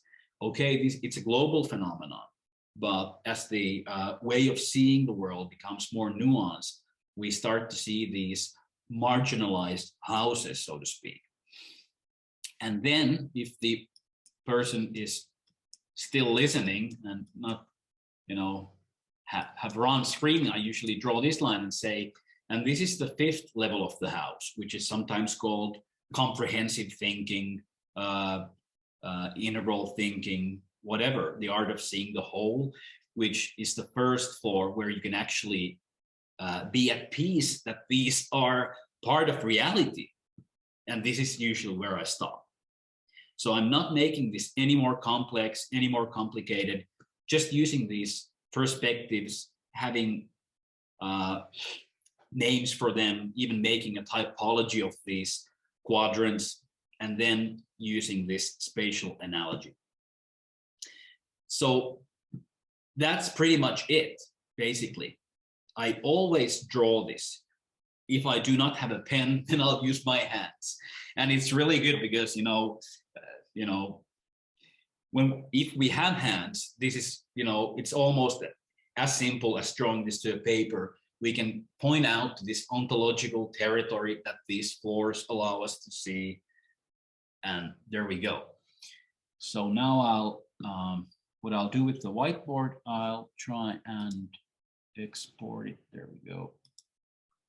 Yeah, it's there. I'm closing the whiteboard now. Going back to our room, I'll show you one more slide and then we'll come back. So this is visible, yes, Kathy? Sorry, take a minute to find to unmute. Yes, we can see the snowstorm again. Oh, Great. There we go. There's a more version. refined, Yes. There's a more refined version of this picture. It's from this book that's coming out next year. It's only in Finnish, but it's called The Age of Uncertainty, and my article in the book is called The Fallacy of Consensus Reality. So basically, why I'm drawing the picture like that is always trying to point out that we do not have the same view of reality, but we have world views. We do not see the same world, and we always see, as we all know, we see a different take on the world. But this is just the spatial analogy that I use and used in the book. So this is how it goes. This next question, we have only 2 minutes left. So this question is for you to think after this session. So it's how you could apply this, what sticky problems this might help solve. So this is the application part, which I hope that you find, and if you do find something you could apply this to, I'd really love to hear from you. I'll share you my email address at the end, but just want to share really quickly one other thing that you can use in order to convey this idea. If you want to convey the idea of of levels, which I think works really well. I've used music. I'm not going to play music here, not to infringe on any copyrights. But in my trainings, I played some music. So if I want to exemplify the first level of the house, I usually play some heavy rock like Metallica or Judas Priest or whatever that really conveys the, the way that the first level of the house or the view from the first level of the house, how it feels like, how it sounds like. Then on the second level of the house, I usually play something like a marching band. This is an example. It's probably won't see it like this, but it's an American band called Duval, Oh Holy Night. So this is their take on very traditional Christmas songs, but I usually play marching music to exemplify the second level. Going on the third level, I usually play some Bach or some other classical music, which really exemplifies how these, rational pieces fit together. Here's an opera by Puccini, Turandot. So this is another example you can use in order to convey the sound of these levels. Fourth level, the postmodern level. Jeff Beck, Wired, when he got into funk music, and he produced something that's really combining these other elements but then breaking the mold. Fifth level, Integral, I usually use jazz music, John Coltrane or something. Or as I'm a recording artist myself, I might use my own band, Cliff Barnes. But anyways, these are just some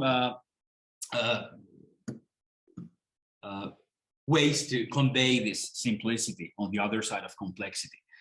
I'm afraid we can't go into this great graph that I wrote this summer, the phenomenology of psychological suffering and emancipation, but I'll share this as a download on my website, which you can access after this.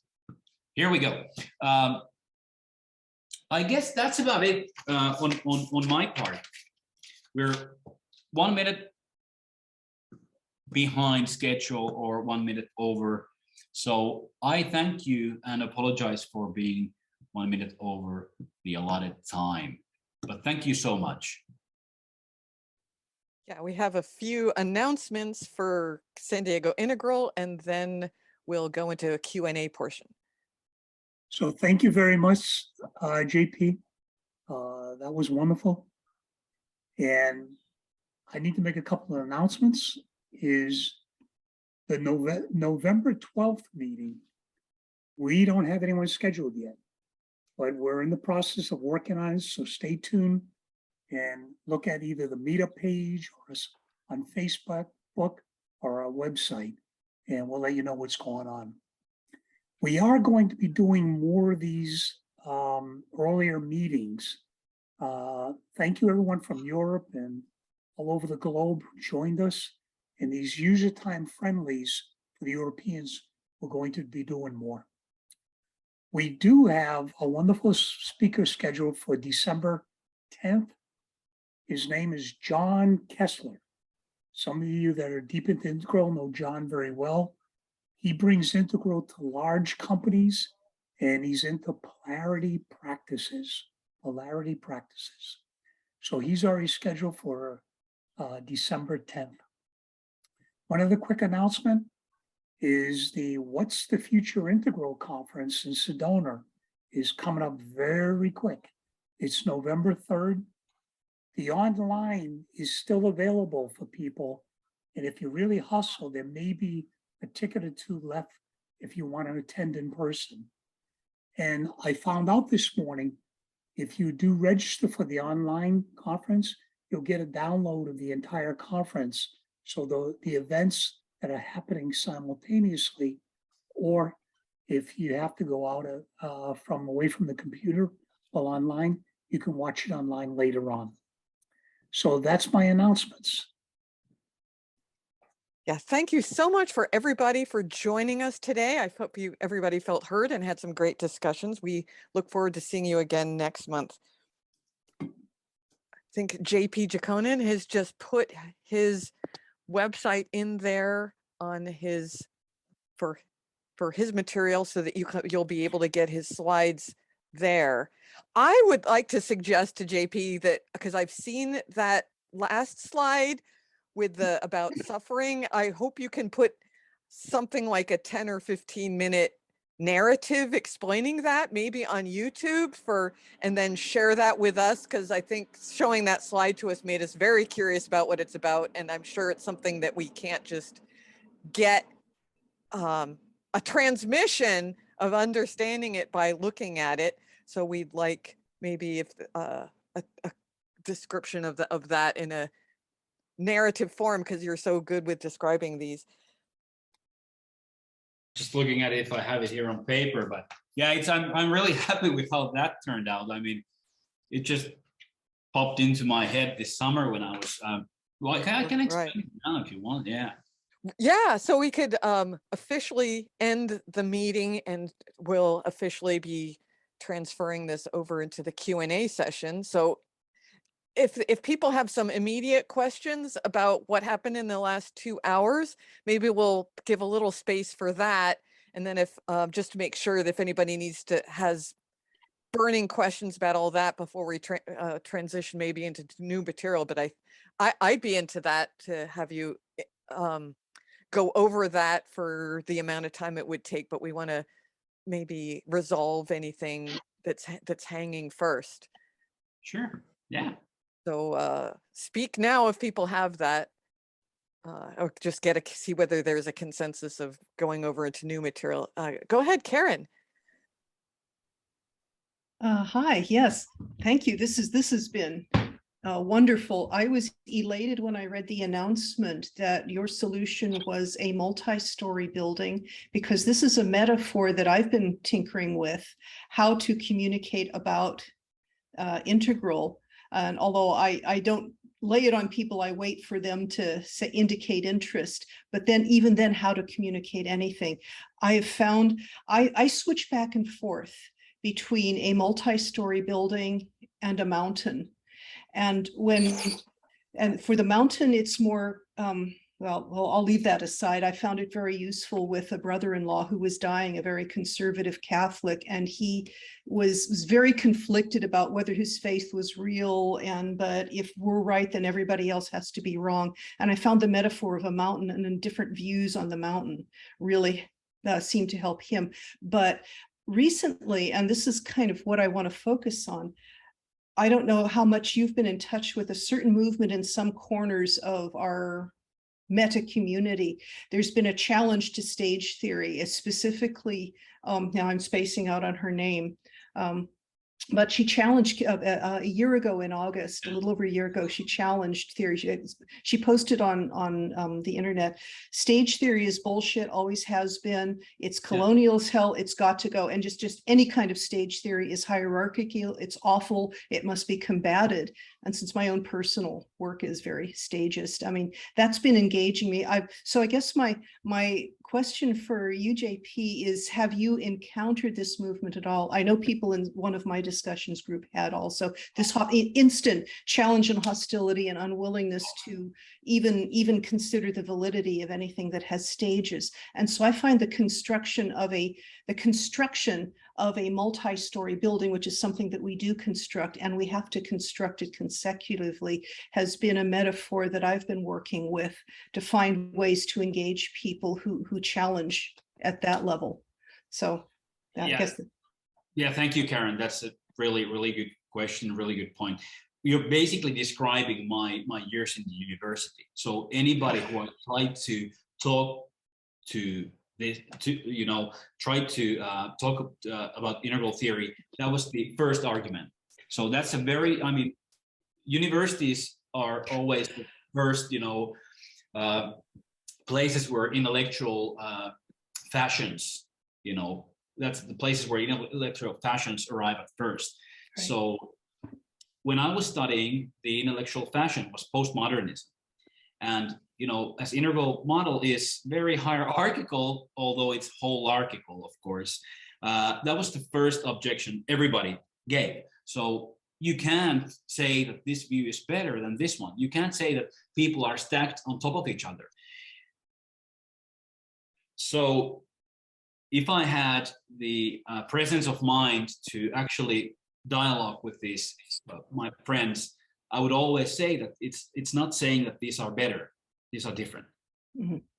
This is ontological territory that you can see more of. It's very prevalent. I mean, these days when you have the woke phenomenon, which there was just a really good study here in Finland done with being woke correlating with being depressed. And the more woke you are, the more depressed you are. Which, I mean, well, see it from the point of view of this model. If you're at level 4, which is the woke level, basically, the more you can see that things can go wrong. You're really, nestled nicely in the second floor where you can only see your own, this is our yard, whatever happens here, that's the only thing that touches me. When you're at level 4, you can see, oh my God, I mean, all of these things, they can go wrong and they are going wrong. So just phrasing it in the sense that this is, I sometimes use the word ontological territory. So this is the amount of things that you can see as you would be there. But it doesn't mean that it's better. I mean, we're just writing an article for the Finnish government, some book that they're putting out about the future and what we should think about regarding the future challenges, blah, blah, blah. And one of the challenges is that the higher you are, but the more you can see that can go wrong, and it actually affects your mental health until you go really to integral territory and beyond, where Wilber says, I love his phrase, it hurts you more, bothers you less. Yes. And that's when we go actually, into these territories, these levels, which Wilber writes about in the Religion of Tomorrow. Yes. Which are, where they're spiritually imbued. One of the ways actually to talk about spirituality regarding this is that, the deep end of spirituality, so to speak, the non-dual stuff, is that it's the paper that this whole house is, drawn on. And it's the space where this paper is hanging. I don't know if I answered your question though, Karen. Yes. Well, I was just, first of all, curious whether you engage this, but then, I thought, of course, I was in graduate school in the humanities in the 1970s in Berkeley, and postmodernism and deconstruction was just beginning its hostile takeover of the humanities. And it was a culture very hostile to any kind of spirituality. So I was delighted to hear that you got a PhD in Ken Wilber from any mainstream university. This is progress. I have to tell you, Karen, there's actually a small story behind it. The person who was professor when I was doing my master's, he quite explicitly told me that, there's no future for you here. And when the old professor retired and his successor, who later became a writer colleague of mine, he said, now you could probably try and do that PhD because the old professor is retired, and I jumped on the opportunity. Yeah, I think Ken Wilber is still only just barely able to enter mainstream universities sideways, and I think it's the spirituality specifically that makes people just shut the door and not want to engage it. That was really, and I of course addressed the issue in the PhD, in the dissertation, that that it's really difficult because on one hand, Wilber was my topic. I'm approaching him as if he were the buck in the jar. But on the other hand, Wilber provides tools for thinking and orienting for people doing religious studies. And we can't escape that.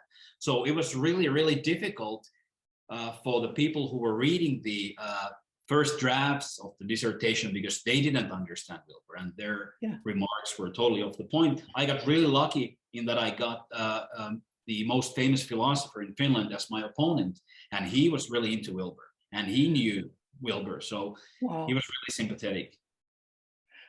Good to hear that Wilber is starting to infiltrate mainstream universities. Congratulations on leading the charge. Thank you so much.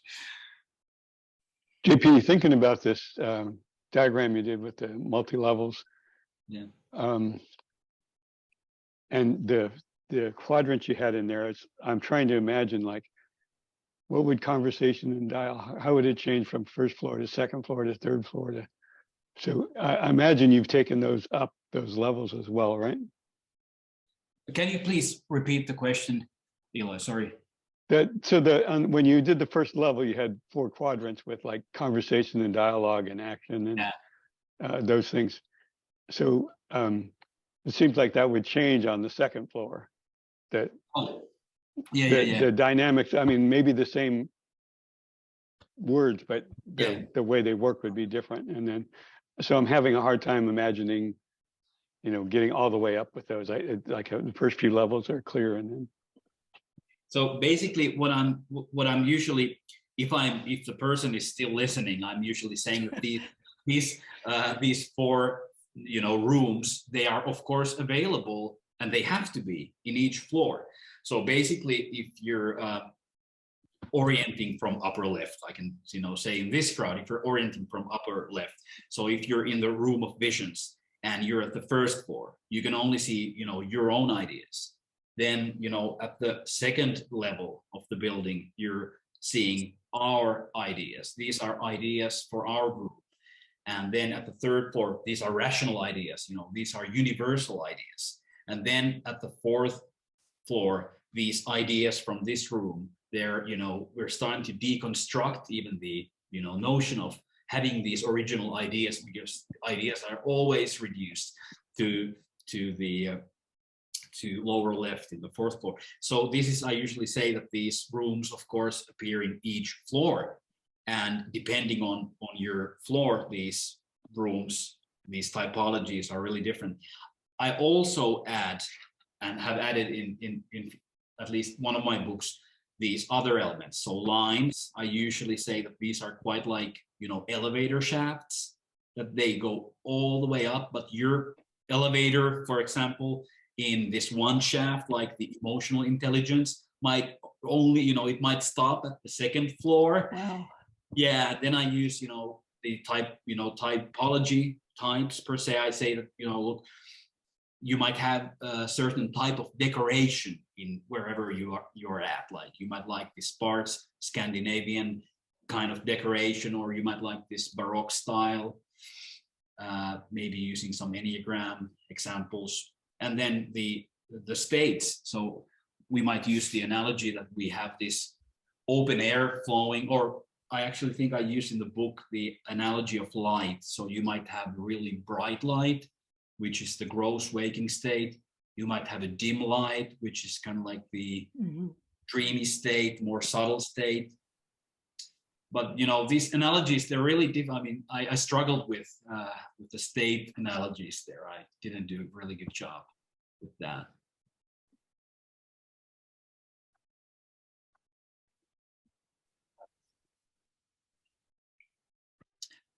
Do you want to see the chart, by the way?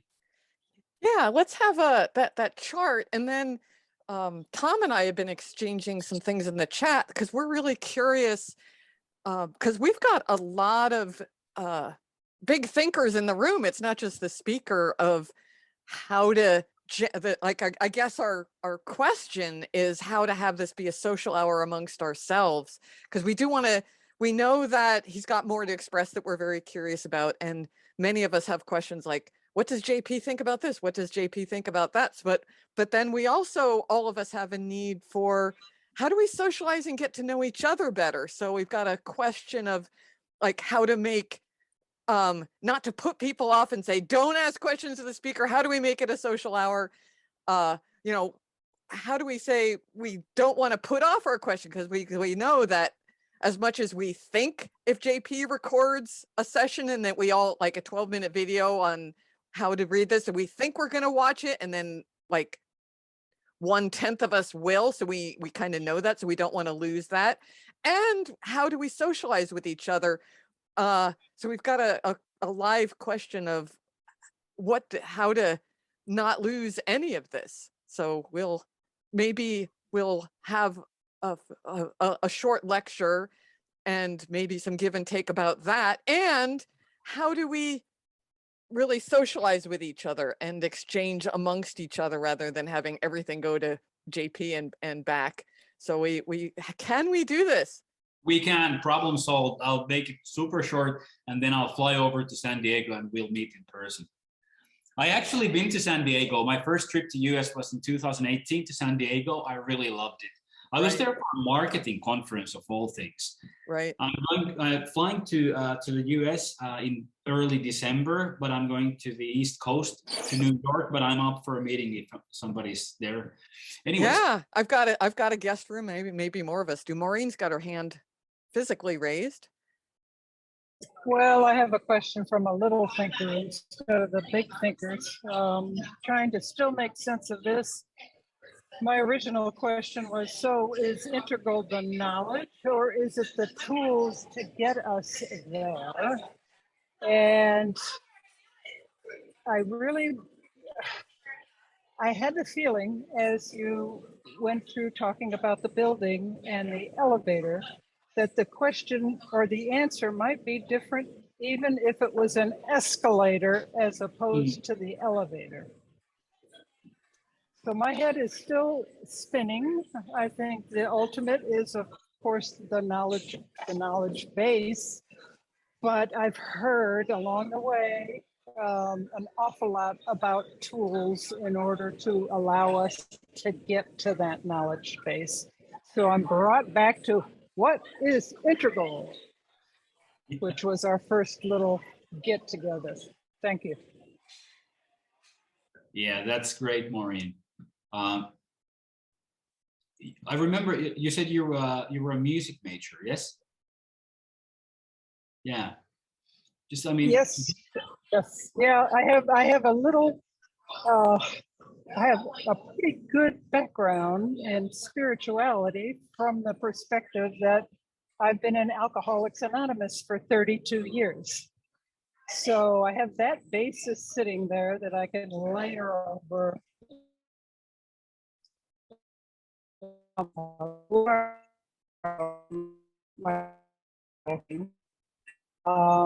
but yeah, case file space. I lost you there, Maureen, for the last 10 seconds, I guess. What I was coming. Yeah, she might have cut out altogether. All I said was that maybe it was a God thing. might have been. But I think, just listening to music on with these integral earbuds on, so to speak, is a great way to.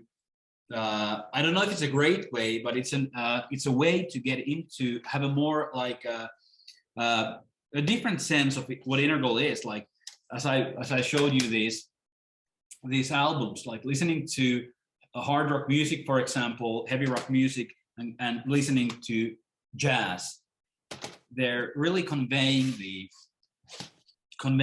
different world spaces where this, where music is made. But I'm also thinking of, we had a guy, shoot, I'm having trouble remembering his name right now, but he illustrated integral with movie clips. Yeah, that's right. Different character, and it was very enlightening, like very crystal clear. Like, oh yeah, they I'm seeing that this. Way, and I think Corey DeVos, who does these carvings. He let me use one of these carvings in the dissertation. I think he did that in an Integral Life episode.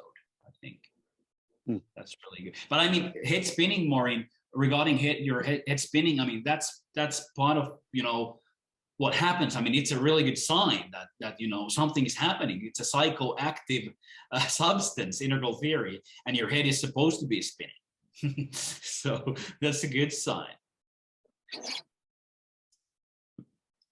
So I'm curious if others are doing integral practices, like integral life practices, or applying integral in their own life as opposed to just carrying around the theory in their head.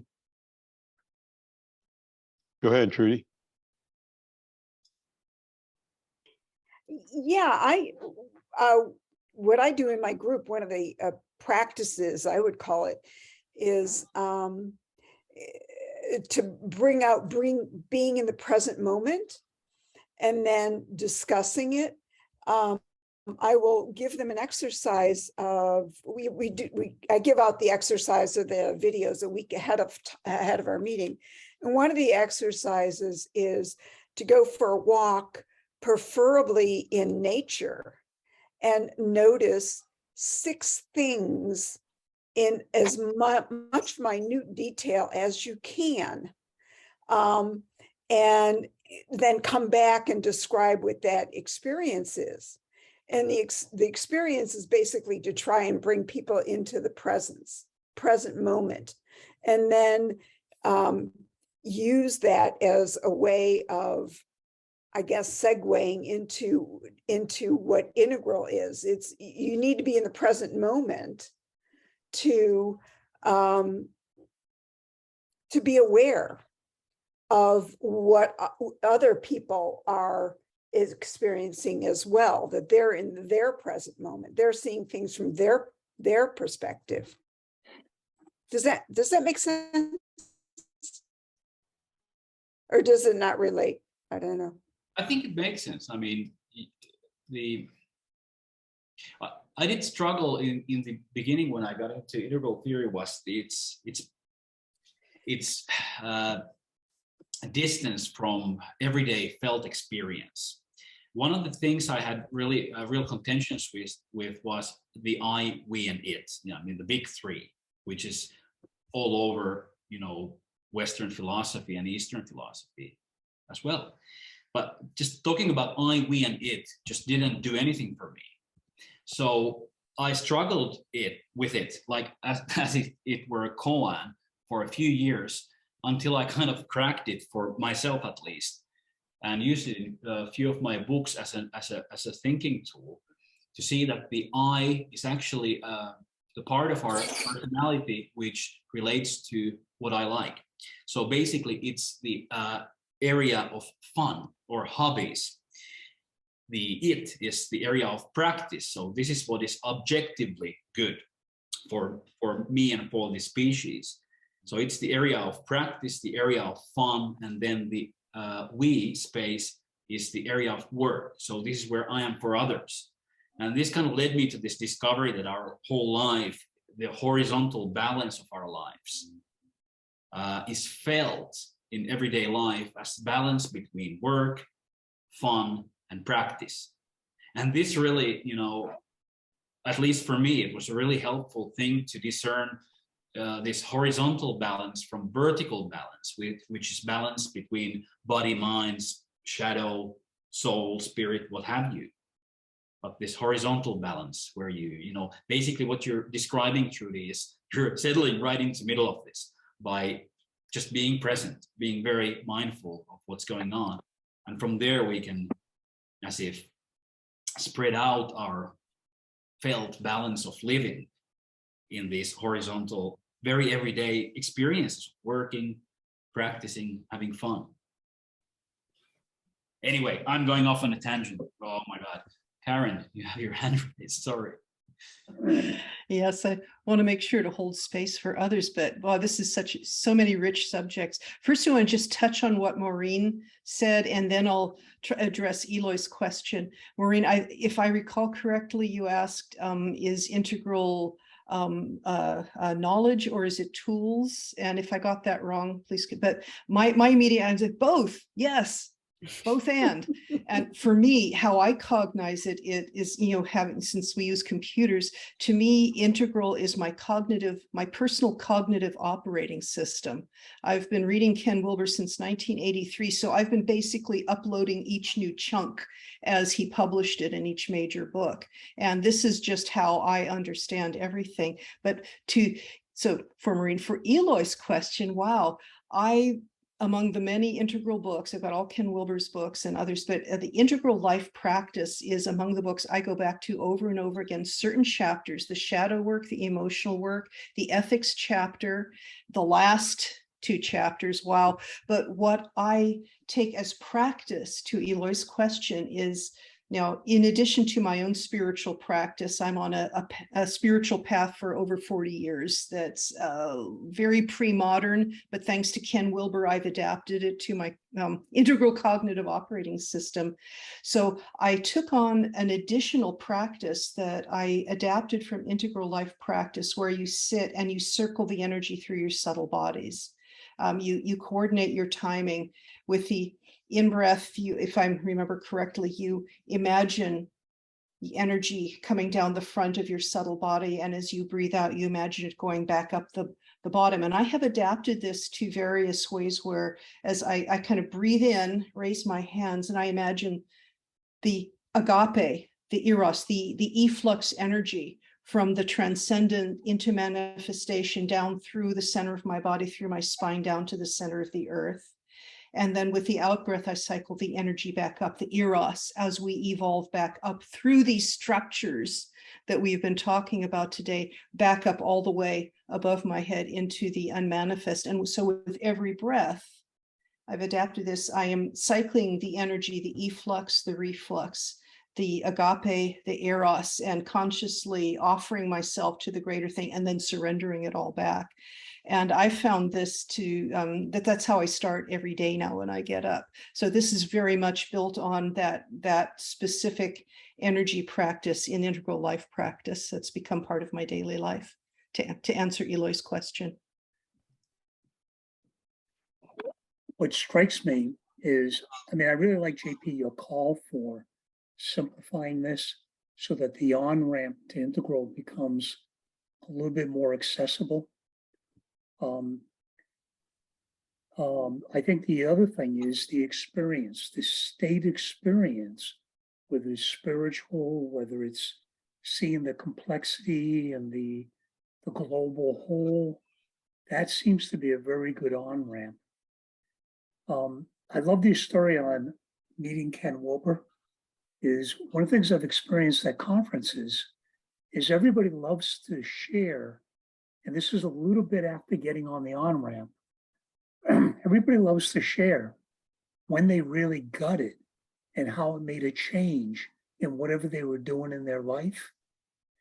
And it's really interesting because at that point, they're not just trying to learn it, they're beginning to apply it. And that's where ignition takes hold. And then it works, the meta part of it works its way into whatever life practices or whatever profession they're doing. So it's a little bit ahead of what we're talking about, but I think it's a sign that it's really taken hold. But good job today. Thank you so much. Yeah. I might need to sign off. I have my kids calling. Well, Joy, please.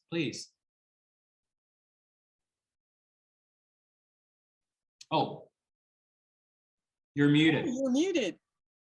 Hold on. It's just amazing. It's really beautiful to see the expansion and, your work, packaged and expressed in your own way. It's just so overwhelming, and it is beautiful, and it is challenging. Also, that I like to study myself on my own about the human nature, actually the species that we are, not what we know, but who we really are. Because sometimes what we know, we don't actually put it to work because of our habits, and our brain is more habitual. If I'm used to living in say floor number 2, I love that expression, by the way, that's so beautiful. Let's say I'm in the floor number 2, and then somebody say, oh, come to number 3, there's a party there. And then I'm not willing to go there because I'm kind of like used to, familiar, or my friends are in number 2 but not a number 3 or 4. When I go there, I'm uncomfortable. So this human nature of seeking what is comfortable, what is the norm, and all of that holds back it's human nature. It's running chemically. It's running with hormone. It's running with habits to break through and then do what we know is wrong with the cognitive rational, but even though I know what I should do, but is it really taking action on what I know to do, even though it's the rational brain is the horse that carries the carriage, or is the emotional brain, which is the comfort zone in religion and familiarity and ethnicity and color, whatever. All of those comfort, I believe, is a belief system coming, and it becomes like, when you believe, it becomes like a wall that you cannot go across to explore the beautiful and what is exciting on third floor. I mean, I know it's a jumble in my mind, but I kind of like can see it in my mind's eye, in how human beings are more running like a hybrid. It's not like just one fuel, not just rational and I'm gonna do this, but I like the meditation part where you have to change that habit addiction to thinking certain way, to thinking bad about yourself, or to thinking superior about yourself, to evaluate, value this, value that. It's so complex, but it's like 4th of July and it's exciting and I love it and I appreciate your work. I like to follow up on Integral and know more about this thing, because it's just as beautiful as the sky, the stars in the sky, so many different, just to be human. We need to consider the human being and our defaults, like our shadows, and confront them. Who want to see this shadow? They just like say, okay, you're wrong, and then move on. So anyway, I'm rambling. Oh, you're rambling in a very beautiful way, Joy. Because what I hear you saying is that what integral practice does, I mean, as a felt presence, what it does is it frees us from the attachment to thinking in a particular manner. It helps us to see that, look, and I love your phrase, there's a party on the 2nd floor, but there's also a party on the 3rd floor. There's a party on the 4th and 5th, and party on the 1st floor. And you want to attend all these parties. That's the thing. I mean, that's how I've felt integral living to be, is that you're free to attend all these parties, but you are not any of these parties. And that's the beauty, living in, I mean, I play, as I said, I play in a few bands, and playing in bands, it's just like, you're free to, let your hair loose and, pose with, big Marshall stacks. And that's just level 1, egocentric stuff, but it's a fun party, but you're not part of the party, but you can still go there. But hey, listen, my kids are harassing me, calling me. So if you're still here, in a couple of minutes, I need to take this call. I'm really sorry, but I'll come back. And if we still have time and interest, we'll look into the chart for 2 minutes. I'll need to take this, sorry. Okay.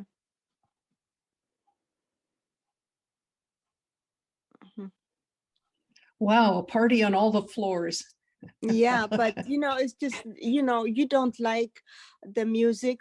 It's almost like I don't like jazz if I don't know jazz. That's the whole problem. But for me to love jazz or opera, if I haven't gone to an opera music, I would say, what's wrong with these people shouting like that? I wouldn't see the beauty of the opera unless I learn to love it. It's an acquired culture. So for me to go to, which I did actually, went to see an opera in New York in, what was it? Amadeus, I forgot what it was. No, Othello, actually, it was Othello. And then it was like, he was, I said, what's wrong with these people? Why can't they just sing properly? But it's an acquired level. So if you don't grow up playing it or knowing it, exposed to it, learn it, value it, if I go to level 6, I say, I don't want to go there. I know my friends, and what I know is in level 3, and I'm comfortable, being in level 3. I think we all have a level where we feel most at home. Yeah, you feel like. But in this model of the multi-story structure, then see, my elaboration on it would be that there are certain functions, certain physical cognitive functions that are at home, and there are different functions that are most at home in each level. And we live on the level where we feel most at home. That's where we live, but we're free to visit the other levels. And the ones that are playing the music we don't like if they're playing the opera Othello, oh no, I don't want to listen to people shouting. We leave that and we go down to where they're playing cool jazz or something. I'm just making a joke make a joke and creating the possibility, but of what I want to say is people love what they know. Yes. And then they have to get out of their comfort zone to move to see what's the beauty in Othello, or what's the beauty in the jazz music, and it's uncomfortable because the body reacts. There is a chemistry inside our body that triggers cortisol. I'm uncomfortable, and let's say in all in a society or in a group that I don't know about. But if I know them, and then I feel safe, then my body doesn't react nervously about that situation, whether it's jazz or party or whatever. So it's the human nature also kicks in. It's very hard to move from one level to another. Well, Joy, the musical analogy, the musical metaphor that you brought up, there's some entryways, and I think JP's model kind of speaks to that a bit. So you might not like jazz music, but if you hear a rock tune that's got a jazz riff in it, you might like that, or you might like light jazz, and that's like the entryway. It's just that. And musicals like an entryway to opera. No, what I want to point to, my pointing is not in a specific jazz or level. No, I'm just using that metaphor though. The human nature, the body reacts. There is a chemical reaction when I am in an area where I'm not. Let's say I go to a snow area. I don't know about snow, so my body reacts to snow. Oh, I don't like it. I don't know it. But you live and you grow up, and so it's the element that we also need to consider, that is physically, not just rationally or emotionally, physically, to cross the bridge to go to the different level and enjoy that level. Because I could be in floor 6 and feel miserable because I'm lonely at the top, So it's lonely at the top because there's nobody that like me, and I'm there all the time. And like he said, like JB said, the more you know, the danger, the harder it is to be happier. So ignorance is a bliss. You stay with your friends and level 3 and call it a life. But it's jumbled up, but I understand it. I love it. It's kind of open to the sky. So let it be. Yes. Here's where I think the value of integral theory, and especially this wonderful multi-story building metaphor that JP has introduced to us. And I'm elated that this is so close to the model I've been tinkering with, is that we have that a rational understanding, a mental map of what those that there are those other floors, that they are integral parts of the same building, the building we live in, that all floors, and here's one of the basic understandings, every single story on that structure is essential to the structure and equally essential to the structure. It's like saying, oh, well, we really don't need a third floor. Let's just go on to the fourth or fifth. You know, it's embedded in the metaphor that every floor is equally essentially valid and important to the structure. And then to have the cognitive map, a little bit of an idea of what functions are the most natural on those other floors means they're less alien. So if we wander up to see what the party's like up there, we're not immediately overwhelmed, but we have some idea of what's going on here. And maybe little by little, we can, you know, we'll take a look in, maybe drink a drink, say hi to a few people and leave and go back to a floor where we're much more we feel at home, we're more comfortable. But later on, we feel comfortable exploring. I guess that's the point I'm rambling on to.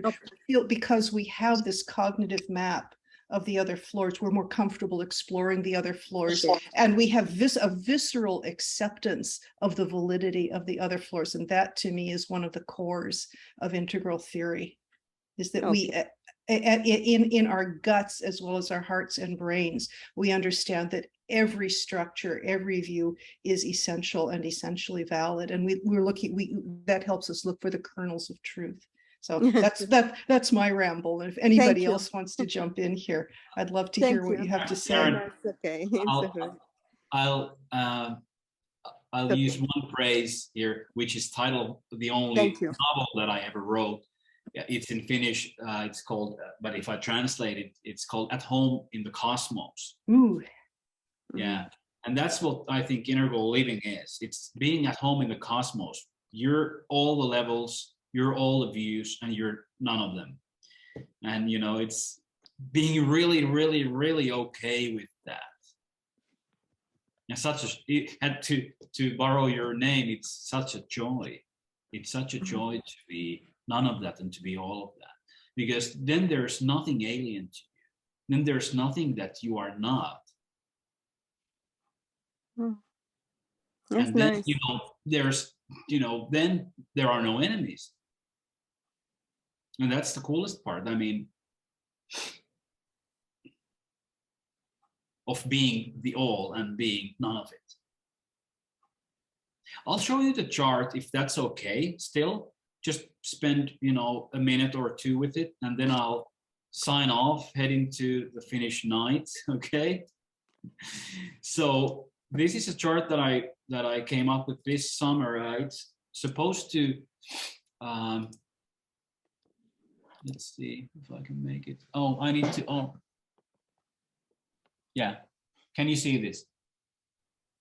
Yeah, this is my attempt at to show, don't get me wrong here, but a secular view of spiritual, not spiritual experience, but non-dual living reality. So basically what this chart presents is that we are always at level, I use these levels again here, but we are always level 0, choiceless awareness.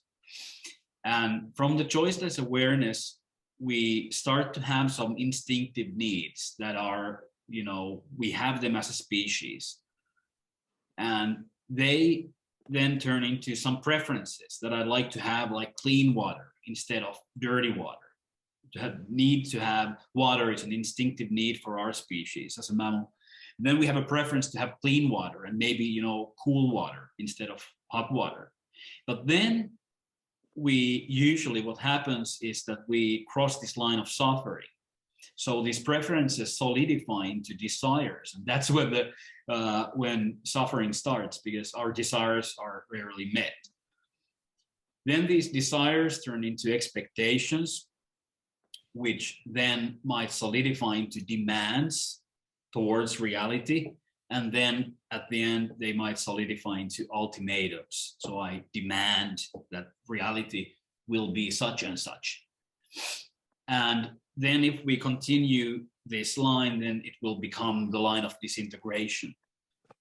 Then if we get lucky, or as they say in Christianity, we have grace, grace enters in the middle, we might enter what I call the line of freedom.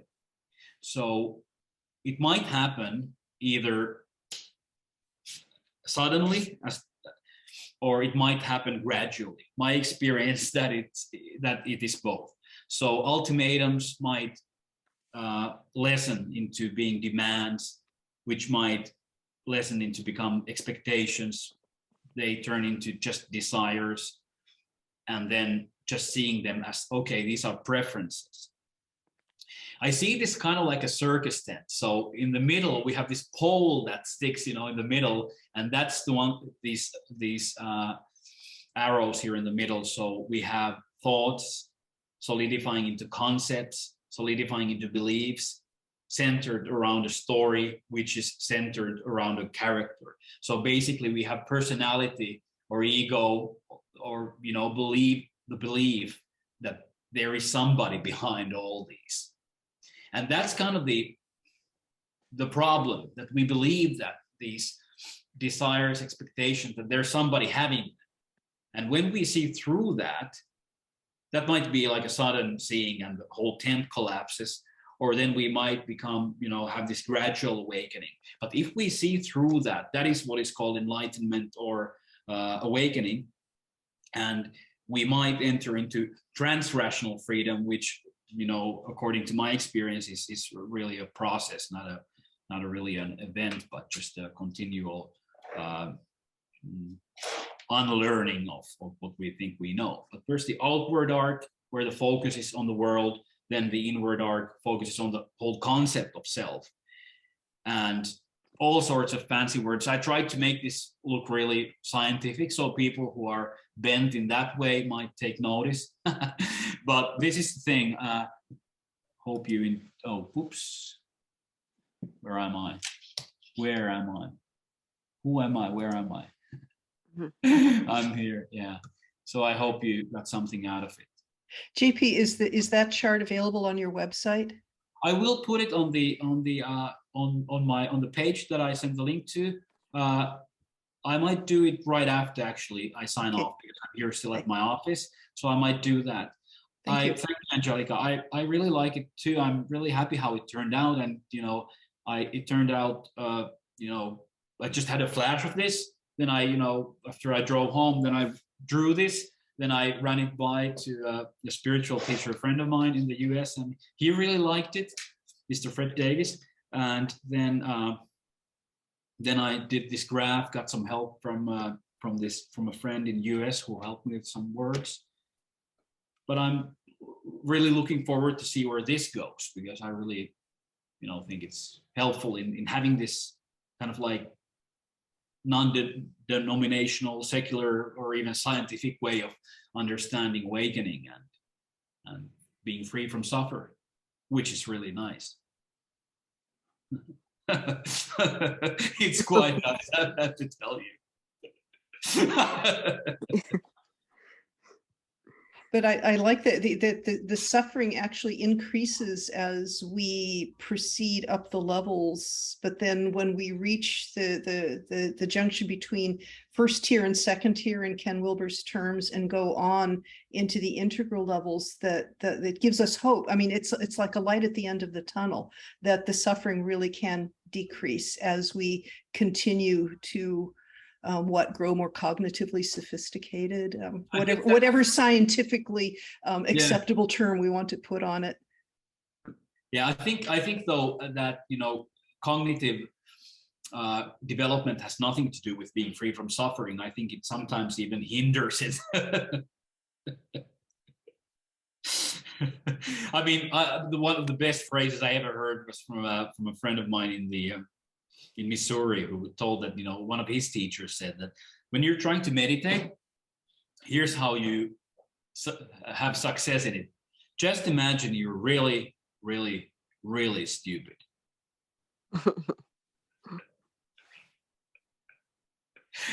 Yeah. I think that's genius. I mean, they taught meditation wrong all these years. Why did they tell that at the beginning? I mean, I attended this, 10-day Vipassana retreat, focusing on the breath. What did they say in the beginning? Just pretend you're really dumb for 10 days. would have made it easier. That would have saved me a lot of suffering. Oh, tell me about it. Anyways, you know, I'd love to talk more if anybody wants to continue conversations. You know, I'll leave my oh, you can see my email also on the web that I posted on the chat. So please do feel free to send a note. I'd love to, you know, talk with people. Yeah. Okay. Thank you. Enjoy San Diego. Oh, I'm not going there. I'm going to New York. Oh, that's even beautiful. Yeah. That is nice too. Oh, that I is hope. nice. Yeah, it is beautiful. Lots of opera there. Oh, I really wanted high to level. go there. Yeah. You should But go see the world building, the building where you go all the way up. You can see the whole city. It's called One World Building. Oh, thank you for the tip. One World Building. It's right by the new what do we call it? The World Trade Center, when they rebuilt the World Trade Center. Yes, the world, yeah. And they built that building and you can see everything if it's a clear day, but it could be cloudy, I don't know. But if it's a clear day, you can see the whole city around. I can imagine the rest if it's cloudy. I can imagine the rest. Last time I've been to New York once and I went to this amazing bluegrass bar in Brooklyn. It was called Sonny's Bar and they had a bluegrass jam for I think 5 hours straight there. I left, you know, in the early hours of the morning. It was a it is beautiful. You love it, you know, you love it in New York. Sightseeing is really nice. Thank you so much. And please do feel free to send me a note. I'd really love to get to know you guys more. Thank you. This has been a delight and a pleasure. Thanks. Yeah. Thank you. Yeah. Have a great day. Thank you. Same to you. Bye. Thank you so much. I'll check your books. Thanks, EP. Thank you. Okay, thanks everyone. We'll close out now. For further information, including upcoming events, resources, links to our Facebook and Meetup pages, and our fabulous donate button, please visit our website at sandiegointegral.org. Donations are greatly appreciated and help us to continue to provide information and connection within the Integral community.